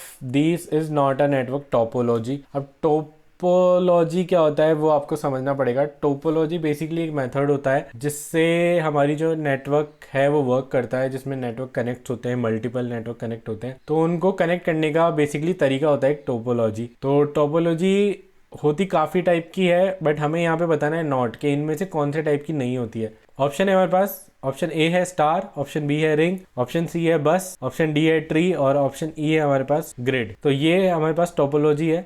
और हमें बताना है कि इनमें से कौन सी नहीं है टोपोलॉजी। तो स्टार, रिंग, बस, ट्री ये हमारी टोपोलॉजी होती है, मतलब अलग अलग टोपोलॉजीज होती है। ग्रिड नाम की हमारी कोई भी टोपोलॉजी नहीं होती है, तो राइट आंसर हो जाएगा हमारा ग्रिड। नेक्स्ट क्वेश्चन है, in a star topology all computer are connected to. अब भाई स्टार टोपोलॉजी के अंदर जो भी है सारे कंप्यूटर जो है या सारे नेटवर्क जो है, सारे डिवाइसेस जो है वो किससे कनेक्ट होते हैं? तो एक पर्टिकुलर डिवाइस होता है, उससे ये सारे नेटवर्क, उससे ये सारे डिवाइस या कंप्यूटर्स कनेक्ट होते हैं, जिसको हम सेंट्रल हब या स्विच के नाम से भी जानते हैं। तो लोकल टोपोलॉजी होती है स्टार वाली, और उसमें एक सेंट्रल हब या स्विच होता है जिससे सारे कंप्यूटर डिवाइसेस कनेक्ट होते हैं। नेक्स्ट क्वेश्चन हमारे पास हो जाएगा, the default port number of HTTP। अब पोर्ट नंबर हमें बताना है दोस्तों। तो पोर्ट नंबर के ऊपर काफी क्वेश्चन देखने को मिलते हैं, बट ऐसा नहीं है कि बहुत, मतलब एक ही क्वेश्चन आपको देखने को मिलेगा पोर्ट नंबर के ऊपर, और पोर्ट नंबर बहुत सारे के काफी सारे होते हैं, तो याद करना थोड़ा सा डिफिकल्ट हो जाता है। बट बेसिक कुछ के आप लोग याद कर लीजिएगा। जैसे HTTP का फिक्स है पोर्ट नंबर 80 ही रहता है हमेशा। Which protocol is use to secure file transfer. अब देखो वही वाली बात आ गई जो मैंने बोला था कि फाइल ट्रांसफर प्रोटोकॉल, और जिसमें भी सिक्योर लग जाएगा उसमें आपको S ऐड करना है। तो हमारे पास यहाँ पे जो ऑप्शन है वो है FTP, SFTP, POP3, SMTP और HTTP। तो HTTP को हटा दो, POP और SMTP को भी हटा दो। फर्स्ट और सेकंड जो है वो है FTP और SFTP। तो अगर यहाँ पे होता used for file transfer protocol, तो हमारा आंसर हो जाता दोस्तों यहाँ पे FTP। बट यहाँ पे पूछा गया है सिक्योर फाइल ट्रांसफर प्रोटोकॉल, तो आंसर हो जाएगा SFTP। नेक्स्ट है हमारे पास, what is the full form of VPN। VPN काफी लोगों ने यूज किया होगा, और VPN के बारे में कैसे बताऊं, जैसे अब वो बोलना थोड़ा सा सही नहीं होगा, बट हाँ मतलब अगर आप लोग थोड़े बहुत भी स्मार्ट है तो आपको पता होगा VPN यूज़ क्यों करते हैं। बेसिकली कोई भी मतलब ऑथेंटिकेशन चेंज कर देता है आपका, या आपकी कंट्री चेंज कर देता है, तो थोड़े टाइम के लिए आप कुछ भी यूज़ कर सकते हैं, कोई भी ऐप वगैरह आप यूज़ कर सकते हैं, तो वो आप VPN के थ्रू यहाँ पे चला पाएंगे। तो उस VPN की फुल फॉर्म पूछिए दोस्तों यहाँ पे, virtual private network, visual protocol node, virtual program network, verified private network, virtual packet node. तो यहाँ पे जो राइट आंसर हो जाएगा दोस्तों हो जाएगा virtual private network. Next question है, which layer of OSI model provide encryption. तो इंक्रप्शन क्या होता है? बेसिकली डिकोडिंग टाइप हो जाता है कि कोई भी चीज आ रही है, कोई भी कोड आ रहा है या कोई भी इन्फॉर्मेशन आ रही है, उसको इंटरप्ट करना, डिकोड करना, तो ये सब जो काम होता है ये हमारा ट्रांसपोर्ट लेयर का होता है। नेक्स्ट है हमारा, which device works on the data link layer. वही डेटा लिंक लेयर किस में होती है? डेटा लिंक लेयर जो होती है हमारी OSI मॉडल में होती है। तो उस लेयर पे कौन सा डिवाइस काम करता है वो हमें यहाँ पे बताना है। तो बेसिकली उस पे जो डिवाइस काम करता है वो होता है हमारा स्विच। नेक्स्ट क्वेश्चन है हमारा वही, IPv4 use how many bits. तो अब देखो वही वाली बात है, IP के ऊपर हमने पूरा अच्छे से पढ़ा नहीं है, बट IPv4 होता है, IPv6 होता है, लेटेस्ट IPv6 है,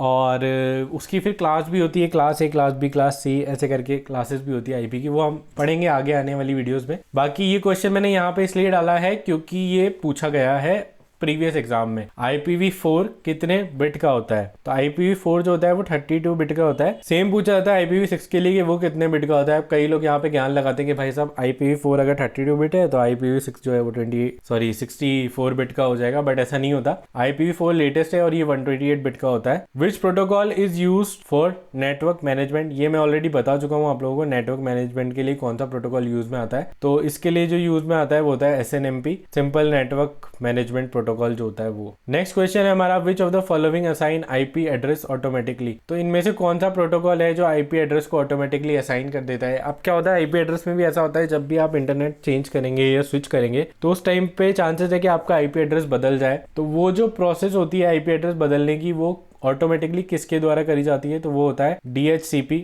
उससे ऑटोमेटिकली आपका जो IP एड्रेस है वो चेंज हो जाता है। Which command is use to check connectivity between two system.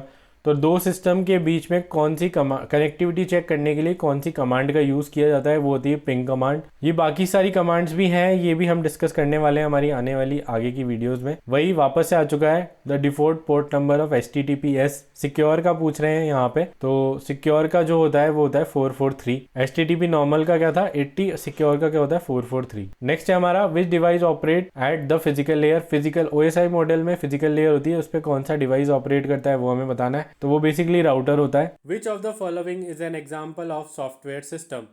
तो हमें बताना है कि सॉफ्टवेयर सिस्टम जो है उसका एग्जाम्पल क्या है। तो बेसिकली सबसे पहले इस क्वेश्चन का आंसर देने के लिए हमें पता होना चाहिए कि सॉफ्टवेयर सिस्टम होता क्या है। तो मैं आपको बता दूं, सॉफ्टवेयर सिस्टम वो सिस्टम होता है जो कि हमारे कंप्यूटर या लैपटॉप के जितने भी हार्डवेयर होते हैं उन सबको काम में लाता है, या फिर उनके जितने भी फंक्शंस होते हैं उनको प्रॉपरली यूज़ में लेके आता है। तो हमारा जो ऑप्शन 1 है वो है MS वर्ड, ऑप्शन 2 है विंडोज़ 10, ऑप्शन 3 है टैली, ऑप्शन 4 है फोटोशॉप और ऑप्शन 5 है जीमेल। तो आप लोगों को पता ही होगा MS वर्ड जो है हमारा वो डॉक्यूमेंटेशन के काम में आता है। टैली हम जो भी डेटा सॉफ्टवेयर है उसके लिए यूज़ में लेते हैं।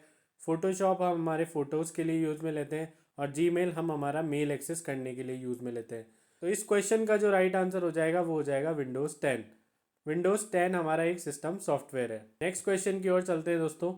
नेक्स्ट क्वेश्चन है हमारा, in MS Excel which of the following is a valid function to calculate average. तो आप लोगों को पता ही होगा MS एक्सेल में हम काफ़ी सारे फंक्शंस यूज़ करते हैं। तो यहाँ पे हमें बताना है कि एवरेज जो है वो हमें अगर कैलकुलेट करना है तो उसके लिए हम कौन सा फंक्शन यूज़ करेंगे। तो दोस्तों ऐड फंक्शन आप लोगों को पता होगा, ऐड फंक्शन यूज़ होता है जो भी ब्लॉक्स होते हैं या जो भी रो और कॉलम होते हैं उनको ऐड करने के लिए। टोटल में आप एक बारी में सबका जो है टोटल निकाल सकते हैं, वो यहाँ पे यूज़ होता है। तो हमारा एवरेज जो हम निकालेंगे वो आएगा एवरेज वाले फंक्शन से। तो इसका राइट आंसर हो जाएगा ऑप्शन सी। नेक्स्ट क्वेश्चन है हमारा, which protocol is use for receiving email. तो बेसिकली ईमेल रिसीव करने के लिए हमें कौन से प्रोटोकॉल हम यूज़ करते हैं वो हमें बताना है। तो यहाँ पे 3 मेन टाइप के जो प्रोटोकॉल हैं वो ईमेल रिसीव करने के लिए यूज़ में आते हैं, जो है SMTP, POP3 और होता है IMAP। तो बेसिकली ये 3 ही प्रोटोकॉल होते हैं जो कि हमारे ईमेल से रिलेटेड होते हैं। तो अगर आप ऑप्शन में देखें तो यहाँ पे HTTP दिया गया है और SNMP दिया गया है। HTTP तो आप लोगों को पता ही होगा, जो वेब है उसके लिए यूज़ में आता है। SNMP जो होता है हमारा वो होता है सिंपल नेटवर्क मैनेज प्रोटोकॉल। जब भी कोई भी टूल जैसे राउटर, स्विच, सर्वर वगैरह होते हैं उन सबको मैनेज करने के लिए जो प्रोटोकॉल यूज़ में आता है वो होता है SNMP। और FTP क्या होता है? FTP हमारा जो होता है वो होता है फाइल ट्रांसफ़र प्रोटोकॉल।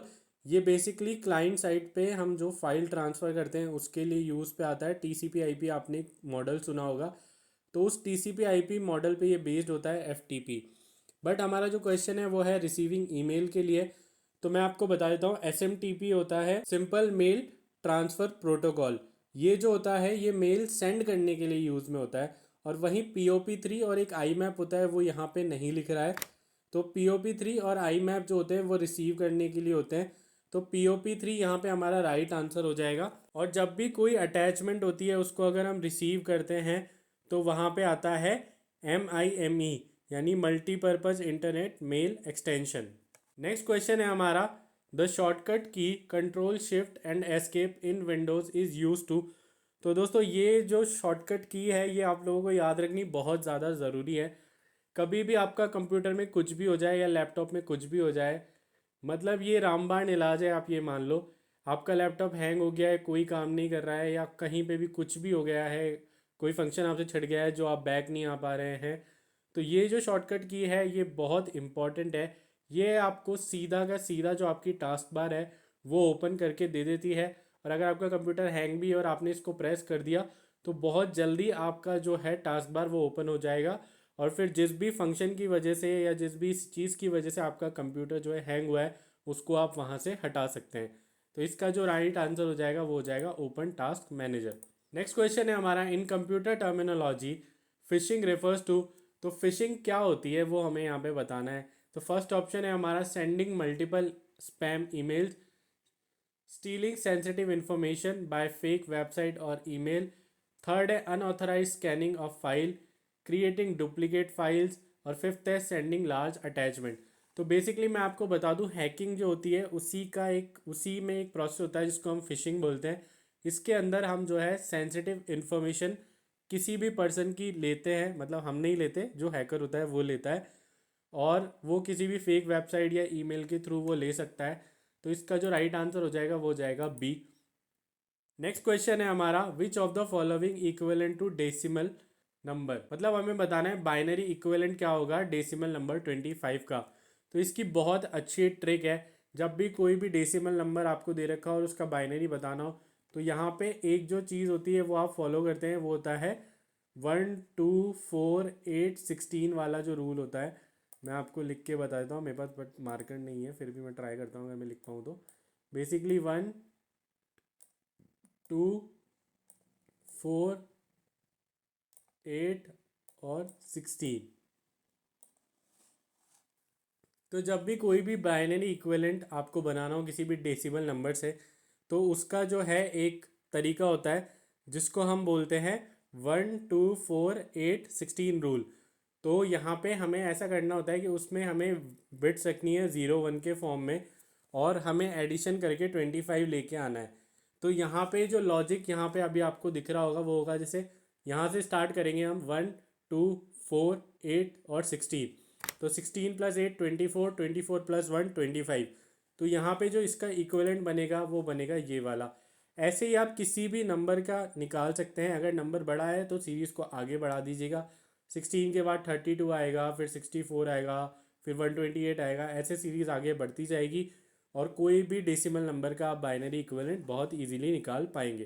तो हमारा नेक्स्ट क्वेश्चन जो है दोस्तों, वो है which of the following is not N input device. तो हमें बताना है इनमें से कौन सा जो है वो इनपुट डिवाइस नहीं है। माउस जो है दोस्तों, उससे हम क्लिक करते हैं तो बेसिकली वो इनपुट डिवाइस है। कीबोर्ड जो है हमारा वो भी इनपुट डिवाइस है, उससे हम डेटा देते हैं। स्कैनर जो है वो भी हमारा एक इनपुट डिवाइस है। मॉनिटर जो है उस पर हम देखते हैं, जैसे कि आप अभी यहाँ पे ये डिस्प्ले पे देख रहे होंगे तो ये आउटपुट हमें दिखाई दे रहा है, तो यहाँ पे राइट आंसर हो जाएगा हमारा मॉनिटर।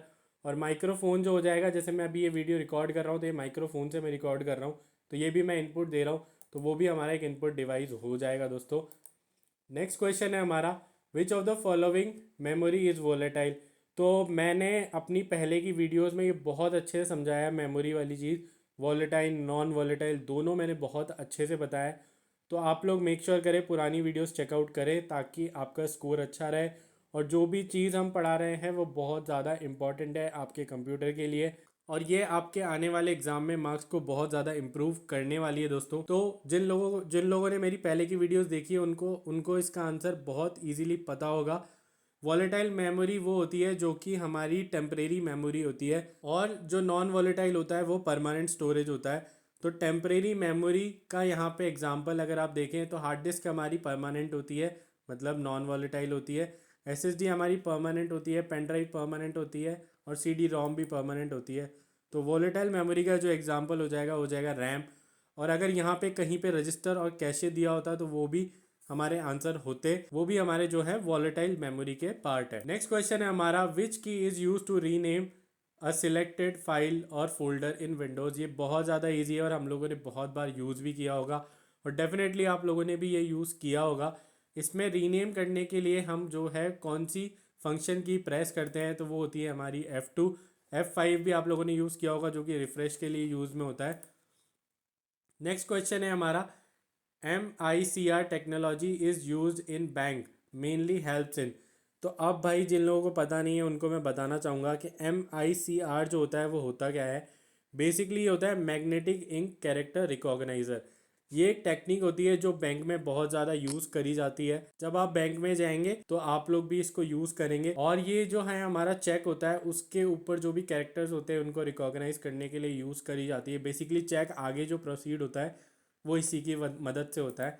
तो यहाँ पे जो राइट आंसर हो जाएगा वो हो जाएगा चेक प्रोसेसिंग। नेक्स्ट है हमारा, which of the following is not an operating system.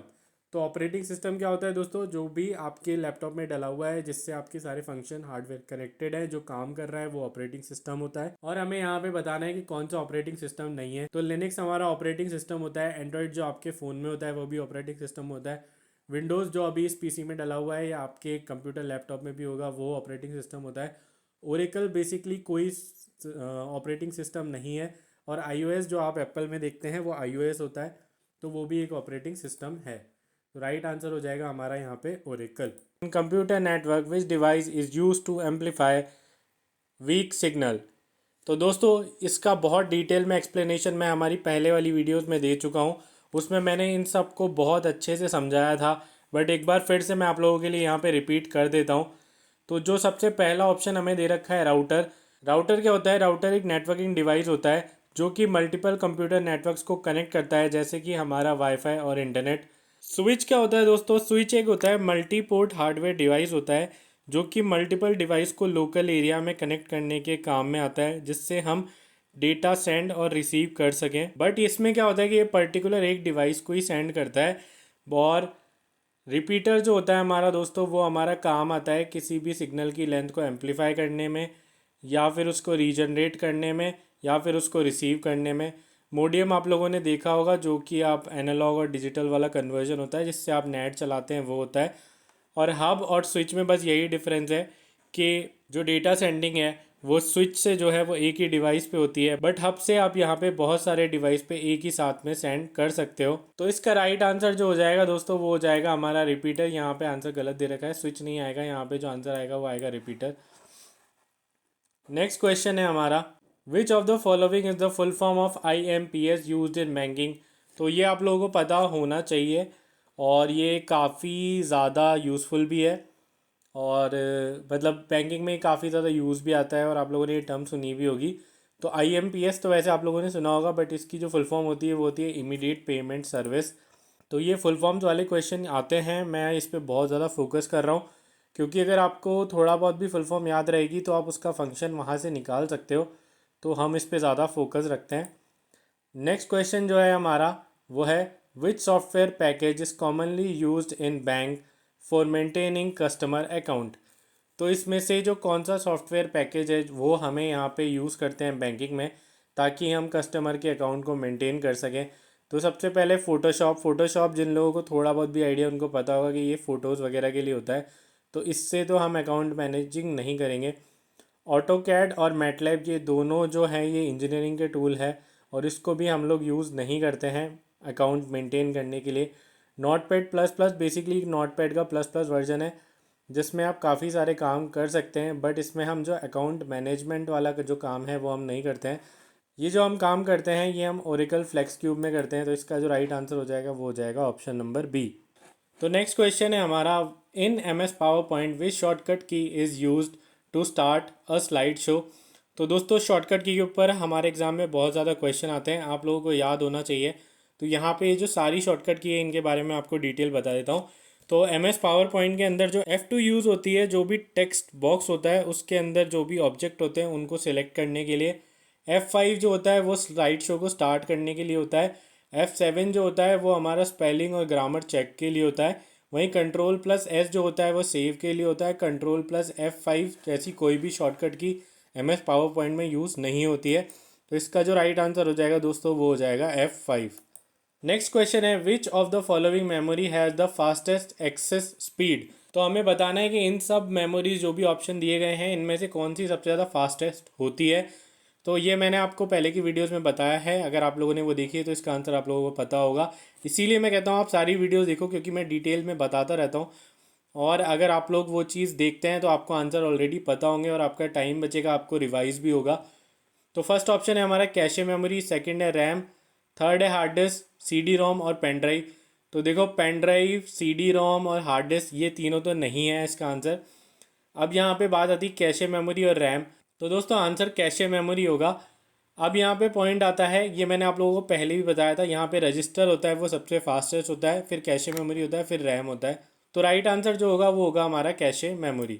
Next है हमारे पास, which among the following is not an example of e-wallet. तो ई-वॉलेट आप लोगों को पता होगा, जो भी आप पेमेंट करते हैं आजकल डिजिटल पेमेंट चल रहा है, UPI। तो UPI का जो भी पेमेंट होता है वो आप किसी भी ऐप से करते हैं, तो उन्हीं के कुछ कुछ वॉलेट्स होते हैं। तो इसमें से आपको बताना है इनमें से किसका ई-वॉलेट नहीं है। पेटीएम आप लोगों ने यूज़ किया है, वॉलेट होता है, गूगल पे में होता है, फ़ोनपे में होता है, RU पे और रुपे, इसमें हमारे पास कोई भी ई वॉलेट नहीं होता है। अमेजोन पे में भी होता है। तो राइट आंसर हो जाएगा हमारा रुपे। नेक्स्ट क्वेश्चन है, which shortcut key is use to minimize all open windows and show desktop. बहुत ज़्यादा इंपॉर्टेंट क्वेश्चन है और बहुत ज़्यादा कंफ्यूजिंग है, पहले भी बहुत बार एग्ज़ाम में आया है, और यहाँ पे मोस्टली जो बच्चे हैं वो विंडो M लगा के आते हैं, और यहाँ पे जो मोस्टली बच्चे हैं वो विंडो M लगा के आते हैं। बट मैं आपको बता दूँ, विंडो M यूज़ तो आता है मिनिमाइज़ करने के लिए, बट वो डेस्कटॉप शो नहीं करता है। वो जो करंट टैब होता है उसको मिनिमाइज़ करने के लिए यूज़ में आता है। वहीं ऑल्ट प्लस टैब जो है हमारा, वो ओपन एप्लीकेशन या विंडो होती है उनको स्विच करने के काम में आता है। कंट्रोल प्लस एस्केप जो होता है हमारा, वो होता है हमारा मेन्यू बार ओपन करने के लिए और सेटिंग में जाने के लिए। और शिफ्ट और डी से आप जो है हमारा बुकमार्क सेव कर सकते हैं, जो भी ब्राउज़र में टैब ओपन है उसके अंदर जो भी साइट है उसका ब्राउज़र बना सकते हैं। तो इसका जो राइट आंसर हो जाएगा वो हो जाएगा विंडोज़ प्लस डी।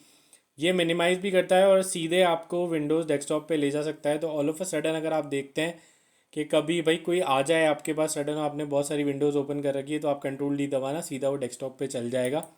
नेक्स्ट है हमारा in banking O T P use to secure transaction. O T P की फुल फॉर्म बतानी है कि ओ टी पी क्या होता है। वैसे तो काफ़ी लोगों को ये पता होगा, बट बहुत से लोगों को ये नहीं पता है। ओ टी पी होता है हमारा one time password. Next question है what is the default file extension of M S Word.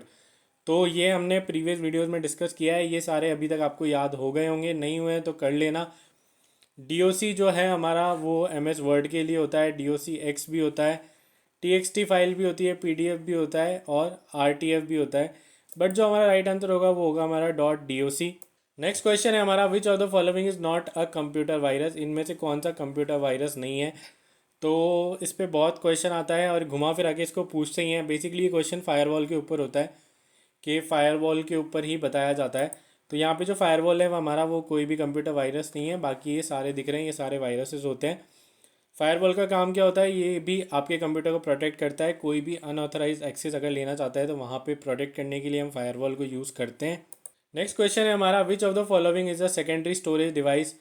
तो भाई इन सबको देख के बताना है कि सेकेंडरी स्टोरेज डिवाइस क्या होता है। तो पहले आप लोगों को डिफरेंस पता होना चाहिए प्राइमरी स्टोरेज और सेकेंडरी स्टोरेज डिवाइस में। प्राइमरी स्टोरेज डिवाइस वो होते हैं जो आपके कंप्यूटर के अंदर ही होते हैं और जिसमें आप डेटा स्टोर कर सकते हैं। सेकेंडरी स्टोरेज डिवाइस वो होते हैं जो आप बाहर से लगाते हैं आपके कंप्यूटर पीसी डेस्कटॉप में, जो कि होते हैं आपके पेन ड्राइव हो गई, हार्ड डिस्क हो गई या मेमोरी कार्ड्स हो गए, वो सब सेकेंडरी हैं। और प्राइमरी जो होता है वो हमारा होता है रैम रोम कैशे रजिस्टर। तो इसका जो राइट आंसर हो जाएगा दोस्तों वो हो जाएगा हमारा सी, हार्ड डिस्क। नेक्स्ट क्वेश्चन है हमारा which of the following is not a search engine. तो हमें यहाँ पे बताना है कि इन सब में से कौन सा सर्च इंजन नहीं होता है। तो यहाँ पे एक कॉमन चीज़ है, सर्च इंजन और वेब ब्राउज़र दोनों में डिफरेंस होता है, वो आप लोगों को पता होना चाहिए। तो मैं 110% श्योर हूँ आपको पता होगा बिंग, याहू और गूगल के बारे में कि ये तीनों हमारे जो है सर्च इंजन होते ही होते हैं। डुकडुगो और मोजिला फायरफॉक्स, इन दोनों के बारे में हमें बताना है कि इनमें से कौन सा सर्च इंजन नहीं है। तो दोस्तों फायरफॉक्स जो है वो हमारा सर्च इंजन नहीं होता है। अब वेब ब्राउज़र और सर्च इंजन में थोड़ा सा डिफरेंस देख लेते हैं। Web browser are application to access and interact and view web pages by entering specific URL address. तो वेब ब्राउज़र जो होता है उसमें हम यूआरएल एड्रेस स्पेसिफिक डालते हैं और वो हमें पर्टिकुलर उसी चीज़ पे ले जाता है। ये हमें सजेस्ट नहीं करता है कि आप यहाँ यहाँ जाके और भी पेजेस हैं या और भी सर्च रिजल्ट के अकॉर्डिंग आपको नहीं बताता कि ये बेस्ट है या नहीं। वहीं सर्च इंजन में इंडेक्सेस होती है, एनालिसिस होता है। तो जो भी सर्च टर्म आप जो भी सर्च टर्म आप डालते हैं उसका एक कीवर्ड प्लानर होता है, उससे कीवर्ड क्वेरी निकलती है और वहाँ पे पूरा सर्च होता है। उस कीवर्ड के अकॉर्डिंग आपको रैंकिंग के हिसाब से वेबसाइट्स मिल जाती है और उन्हीं में से जो भी आपका कंटेंट होता है वो आप उन्हीं में से एक वेबसाइट पे देख सकते हैं। वो आपकी मर्ज़ी, आप फर्स्ट रैंक पे देखें, सेकंड पे देखें, थर्ड पे देखें। जो मेजर डिफरेंस इन दोनों में होता है वो यही होता है। और इसके ऊपर क्वेश्चन भी आता है दोस्तों, मैं आपको बता दूं इसके ऊपर काफ़ी क्वेश्चन आते हैं वेब ब्राउज़र और सर्च इंजन के ऊपर, तो मेक श्योर आप इस चीज़ को याद करें। नेक्स्ट जो हमारे पास है the full form of VPN used in secure banking connection. तो वीपीएन की फुल फॉर्म हमें बतानी है। वीपीएन जिन लोगों को नहीं पता है उनको मैं बता दूं, वीपीएन एक प्राइवेट नेटवर्क हम क्रिएट कर लेते हैं जो कि हम किसी और कंट्री के थ्रू कर सकते हैं। मतलब किसी और कंट्री का जो नेटवर्क है उसको हम क्रिएट कर लेते हैं ताकि हम कुछ एप्लीकेशन वहाँ पे यूज़ कर पाएँ। और वीपीएन का और भी बहुत अच्छा यूज़ है, अगर आप वो चाहें तो वो भी आप कर सकते हैं। बट बेसिकली वीपीएन की जो फुल फॉर्म होती है वो होती है हमारी वर्चुअल प्राइवेट नेटवर्क। और काफ़ी लोगों को पता भी होगा वीपीएन के बारे में। जैसे एक एग्ज़ाम्पल दूँ तो एक ऐप है वो यहाँ पे यूज़ नहीं होती है इंडिया में। तो उस ऐप को अगर आपको यूज़ करना है तो वो आप वीपीएन के थ्रू, मतलब वीपीएन अपने फ़ोन में एक्टिवेट करेंगे और किसी और कंट्री का सर्वर आप उसको ले लेंगे और आप वहाँ से वीपीएन यूज़ कर सकते हैं। नेक्स्ट क्वेश्चन है which of the following is an example of an email client. तो आप लोगों को बताना है कि इनमें से जो भी ऑप्शन दिए गए हैं इसमें से कौन सा ईमेल क्लाइंट है। बेसिकली कौन सा एक ईमेल की तरह यूज़ में आ सकता है, जैसे जीमेल यूज़ में आता है वैसे ही इनमें से कौन सा, बेसिकली इनमें से कौन सा ऐप है जो हम ईमेल की तरह यूज़ कर सकते हैं। तो आउटलुक है, बिंग है, आउटलुक है, बीइंग आपको पता ही है सर्च इंजन होता है, गूगल भी आपको पता है सर्च इंजन होता है, WhatsApp everybody knows about WhatsApp, आप लोग यूज़ भी करते होंगे। सो व्हाट्सअप यहाँ पे हमारा ईमेल की तरह यूज़ नहीं होता है। ट्विटर, ट्विटर को आप लोगों ने बहुत पहले भी देखा होगा, ट्विटर का भी नाम चेंज हो चुका है, ट्विटर का नाम अभी एक्स हो चुका है।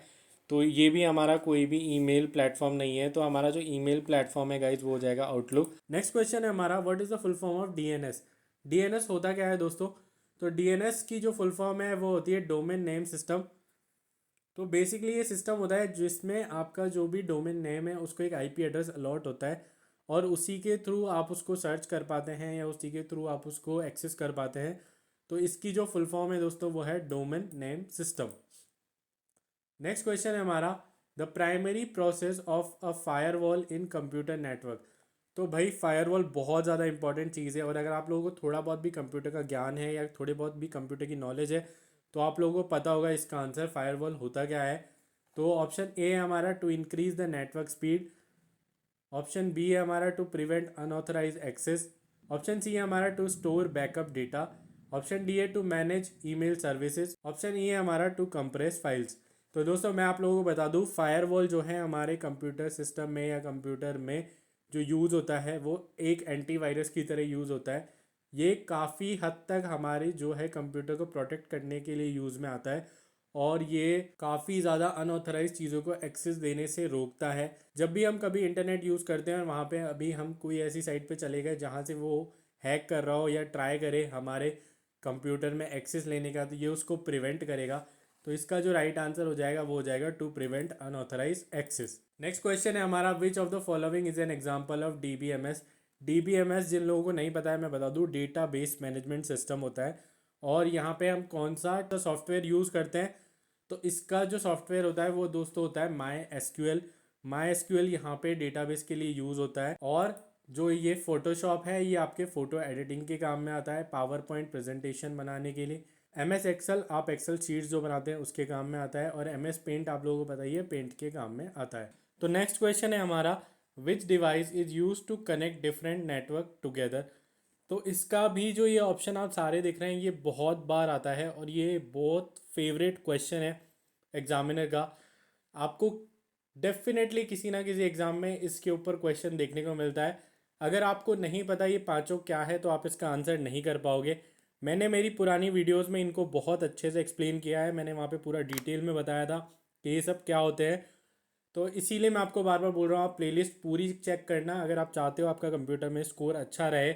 इसीलिए मैं आपकी काफ़ी टाइम पहले से प्लेलिस्ट बना रहा था, ताकि एग्ज़ाम टाइम पे कोई भी दिक्कत ना आए, और सिर्फ आप वो प्लेलिस्ट कंप्लीट कर लो, और बस आपका प्लेलिस्ट कंप्लीट करते ही स्कोर जो है वो बहुत अच्छा हो जाएगा। तो अभी हमें यहाँ पे बताना है which device is use to connect different network together. तो हमारे पास जो ऑप्शन वन है वो है स्विच। तो स्विच क्या होता है दोस्तों वो आप लोगों को यहाँ पे बताना है। तो स्विच एक हार्डवेयर डिवाइस होता है जो कि हमारे जो मल्टीपल डिवाइस है उनको कनेक्ट करता है, बट प्रॉब्लम ये है कि ये सिर्फ लोकल एरिया में ही कनेक्ट करता है, और ये उससे इंफॉर्मेशन ट्रांसफ़र करता है। ठीक है, तो बेसिकली स्विच होता है एक मल्टीपोर्ट डिवाइस होता है जो कि मल्टीपल डिवाइस को कनेक्ट करने काम में आता है लोकल एरिया नेटवर्क में। बट जो डिवाइस इससे कनेक्टेड रहेंगे ये सिर्फ उनको ही इंफॉर्मेशन सेंड करेगा जो कि पैकेट्स के फॉर्म में होंगी, सब डिवाइसेस को सेंड नहीं करेगा। वहीं पे जस्ट सेम होता है हब, जो कि एक मल्टीपोर्ट डिवाइस होता है, एक हार्डवेयर डिवाइस होता है जो वो भी लोकल एरिया नेटवर्क में कनेक्ट होता है, बट वो मल्टीपल कंप्यूटर्स को इंफॉर्मेशन सेंड करने के काम में आता है। नेक्स्ट है हमारे पास राउटर। राउटर क्या होता है? राउटर एक नेटवर्किंग डिवाइस होता है जो कि कनेक्ट करता है मल्टीपल नेटवर्क्स को। जैसा कि आपको राउटर का एक लाइव एग्जांपल दिखा होगा, अगर आपने कहीं पे वाईफाई लगा हुआ देखा है आपके घरों में, तो वहाँ पे एक जो मेन बॉक्स होता है वो राउटर होता है। वो मल्टीपल लोगों को या मल्टीपल क्लाइंट्स को जो है ट्रांसफ़र करता है इन्फॉर्मेशन, बेसिकली नेट देता है जिसको आप कनेक्ट करके और अपना नेट यूज़ करते हो, तो वो राउटर होता है। रिपीटर क्या होता है? रिपीटर एक डिवाइस होता है जो रिसीव करता है, रीजनरेट करता है, री ट्रांसमिट करता है। बेसिकली रिपीटर के अंदर सिग्नल जो है वो आता है, वो उसको थोड़ा इनहेंस करता है और फिर इनहेंस करके वापस ट्रांसफ़र कर देता है, और वो उसकी जो सिग्नल की इंटेग्रिटी है उसको डिस्ट्रॉय नहीं करता है और उसको और अच्छे से इम्प्रूव कर देता है। मोडियम भी आप लोगों को पता होगा, पुराने टाइम पे आप लोगों ने देखा होगा और अभी भी कई जगह देखा होगा। जब भी हमारे पास वाईफाई नहीं होता और हमें इंटरनेट एक्सेस करना होता है तो एक डिवाइस होता है, उसको हम यूज़ करते हैं इंटरनेट एक्सेस के लिए, वो मोडियम होता है। बेसिकली इसमें जो है डिजिटल सिग्नल से एनालॉग सिग्नल को कन्वर्ट करने के लिए मोडियम यूज़ में आता है। तो यहाँ पे जो हमारा राइट आंसर हो जाएगा दोस्तों वो हो जाएगा राउटर। नेक्स्ट क्वेश्चन है the shortcut key control Z is used for. तो हमें बताना है कंट्रोल जेड जो हमारी शॉर्टकट की है वो किसके लिए यूज होती है। तो ये आप लोगों को वैसे पता होगा, बहुत कॉमन है, बट मैं फिर भी बता देता हूँ। रीडो के लिए जो हमारी शॉर्टकट की यूज़ होती है वो होती है कंट्रोल वाई। अंडू के लिए जो हमारी शॉर्टकट की यूज़ होती है वो होती है कंट्रोल जेड। कट करने के लिए जो हमारी शॉर्टकट की यूज़ होती है वो होती है कंट्रोल एक्स। पेस्ट करने के लिए हमारी जो शॉर्टकट की यूज़ होती है वो होती है कंट्रोल वी। और कॉपी करने के लिए जो यूज़ होती है वो होती है कंट्रोल सी। तो राइट आंसर हो जाएगा हमारा यहाँ पे अंडू। नेक्स्ट है हमारा the smallest unit of data in a computer. हमें बताना है स्मॉलेस्ट यूनिट कौन सी होती है। तो स्मॉलेस्ट यूनिट जो होती है हमारी दोस्तों वो होती है बिट। बिट के बाद आता है निबल, निबल के बाद आता है बाइट, बाइट के बाद आता है केबी, एमबी, फिर वो चलता रहता है, वो आप लोगों को पता होगा। वर्ड यहाँ पे हमारी कोई भी यूनिट नहीं होती है दोस्तों। तो स्मॉलेस्ट यूनिट जो है वो हो जाएगी हमारी बिट। नेक्स्ट क्वेश्चन है हमारा which of the following is an example of open source operating system. तो इनमें से कौन सा जो ऑपरेटिंग सिस्टम है वो एक ओपन सोर्स है। ओपन सोर्स क्या होता है दोस्तों वो आप लोगों को पता होना चाहिए यहाँ पे। ओपन सोर्स ऑपरेटिंग सिस्टम वो होता है जिसको जो कि पब्लिकली एक्सेस होता है, जिसका कोड भी आप देख सकते हैं, उसमें कुछ चेंजेस करने हैं आप वो भी चेंज कर सकते हैं। तो वो होता है हमारा एक ओपन सोर्स। तो बेसिकली विंडोज़ में वो आप नहीं कर पाएंगे, आईओएस में नहीं कर पाएंगे, मैक ओएस में नहीं कर पाएंगे। तो जो ओपन सोर्स है वो है हमारा लिनक्स। लिनक्स में आप चेंजेस भी कर सकते हैं आपके अकॉर्डिंग, जैसा आपको सुटेबल लग रहा है उस अकॉर्डिंग। नेक्स्ट क्वेश्चन है in M S Word which shortcut key is use to make selected text bold. Bold करने के लिए बेसिकली आपको बताना है बोल्ड करने के लिए कौन सी शॉर्टकट की यूज़ होती है। तो वो आप लोगों को ऑब्वियसली पता होगा। कंट्रोल वी जो होता है वो हमारा बोल्ड करने के लिए होता है, control C copy, control V paste. Next question है हमारा which of the following refers to unsolicited bulk email. तो बेसिकली आप लोगों को बताना है इनमें से कौन सा है जो भाई बल्क ईमेल के उसमें रहता है। अनसॉलिसिटेड बल्क ईमेल्स में क्या यूज़ में आता है। तो वो स्पैमिंग होती है दोस्तों। जब भी हम इकट्ठे बहुत सारे ईमेल भेज देते हैं तो उसको हम स्पैमिंग बोल देते हैं। मतलब इकट्ठे बहुत सारे भेजते हैं तब कहते हैं। और कोई भी अनवांटेड होता है वो भी हमारे स्पैमिंग में ही आता है। So let's move to the next question. And our next question is which of the following key is used to permanently delete a file or bypass recycle bin? Basically इस question में हमें ये पूछा जा रहा है कि हमें कोई भी फाइल है उसको हम डिलीट करते हैं तो वो आप लोगों को पता होगा रिसाइकल बिन में जाती है। वहाँ से आपके पास होता है कि आप उसको रीस्टोर भी कर सकते हैं या फिर परमानेंट डिलीट भी कर सकते हैं। बट ये आपसे एक शॉर्टकट की पूछ रहा है जिसको प्रेस करके आप उस फाइल को परमानेंट डिलीट कर सकते हैं। तो वो शॉर्टकट की कौन सी होती है। तो दोस्तों वो हमारी शॉर्टकट की होती है शिफ्ट प्लस डिलीट। उससे आप कोई भी आपका आइटम है या कोई भी आपकी फाइल डॉक्यूमेंट है उसको आप परमानेंटली डिलीट कर सकते हैं। वो रिसाइकल बिन में नहीं जाएगी, वो सीधा का सीधा आपके कंप्यूटर डेस्कटॉप पीसी से परमानेंटली डिलीट हो जाएगी। सो नेक्स्ट क्वेश्चन है which of the following is a portable computer. Portable computer क्या होता है दोस्तों। पोर्टेबल कंप्यूटर वो होता है जिसको आप इजीली कैरी करके ले जा सकते हैं और कहीं पे भी यूज़ कर सकते हैं। मतलब जैसे आपको ऑफिस जाना है आप उसको ले गए, आप उसको वहाँ पे यूज़ कर सकते हैं। आपका कोई फंक्शन है बाहर गए आउटिंग पे आप तब उसको ले जा सकते हैं। तो वो सारे पोर्टेबल कंप्यूटर के एग्जाम्पल होते हैं और वो सारे पोर्टेबल कंप्यूटर होते हैं बेसिकली। तो फर्स्ट ऑप्शन है हमारे पास सर्वर। सर्वर कोई भी कंप्यूटर नहीं होता है। डेस्कटॉप आप लोगों को पता ही होगा, डेस्कटॉप का जो सेटअप है वो हम लोग घर पे करते हैं और उसको हम बहुत ईजिली कैरी नहीं कर सकते, तो वो पोर्टेबल में नहीं आता है। क्योंकि डेस्कटॉप के साथ और भी बहुत सारी चीज़ें होती है और सब एक साथ लेके जाना कहीं फ्रिक्वेंटली पॉसिबल नहीं है। नेक्स्ट है हमारा लैपटॉप। लैपटॉप को हम यूज़ कर सकते हैं। लैपटॉप हमारा बेसिकली इसका राइट आंसर हो जाएगा जो कि एक पोर्टेबल कंप्यूटर की तरह यूज़ में आता है। वहीं पे नेक्स्ट ऑप्शन है हमारे पास mainframe. Mainframe computer कौन से होते हैं दोस्तों। तो ये high performance large scale devices होते हैं जो कि आपको कोई भी ऑर्गेनाइजेशन में देखने को मिल जाते हैं और बहुत क्रिटिकल एप्लीकेशन वगैरह आप इसमें यूज़ कर सकते हैं। तो वो हमारे मेन फ्रेम होते हैं। सुपर कंप्यूटर क्या होता है। सुपर कंप्यूटर एक exceptional power high performance power device होता है जो कि डिज़ाइन किया जाता है कॉम्प्लेक्स कैलकुलेशन करने के लिए, कॉम्प्लेक्स प्रॉब्लम को सॉल्व करने के लिए, और जिसके अंदर डेटा एक्सचेंज जो है वो बहुत ही फास्ट स्पीड में होता है। तो वो हमारा दोस्तों होता है सुपर कंप्यूटर। नेक्स्ट क्वेश्चन है हमारा विच programming language is widely used for developing banking applications. तो हमें बताना है कि ये सारी जो भी प्रोग्रामिंग लैंग्वेजेज सारी नहीं है, इनमें से जो भी ऑप्शन दिए गए हैं इनमें से कौन सा जो है वो हमारा प्रोग्रामिंग लैंग्वेज है जो कि बैंक में यूज़ आता है या बैंकिंग एप्लीकेशन में यूज़ आता है। तो दोस्तों वो होता है कोबल।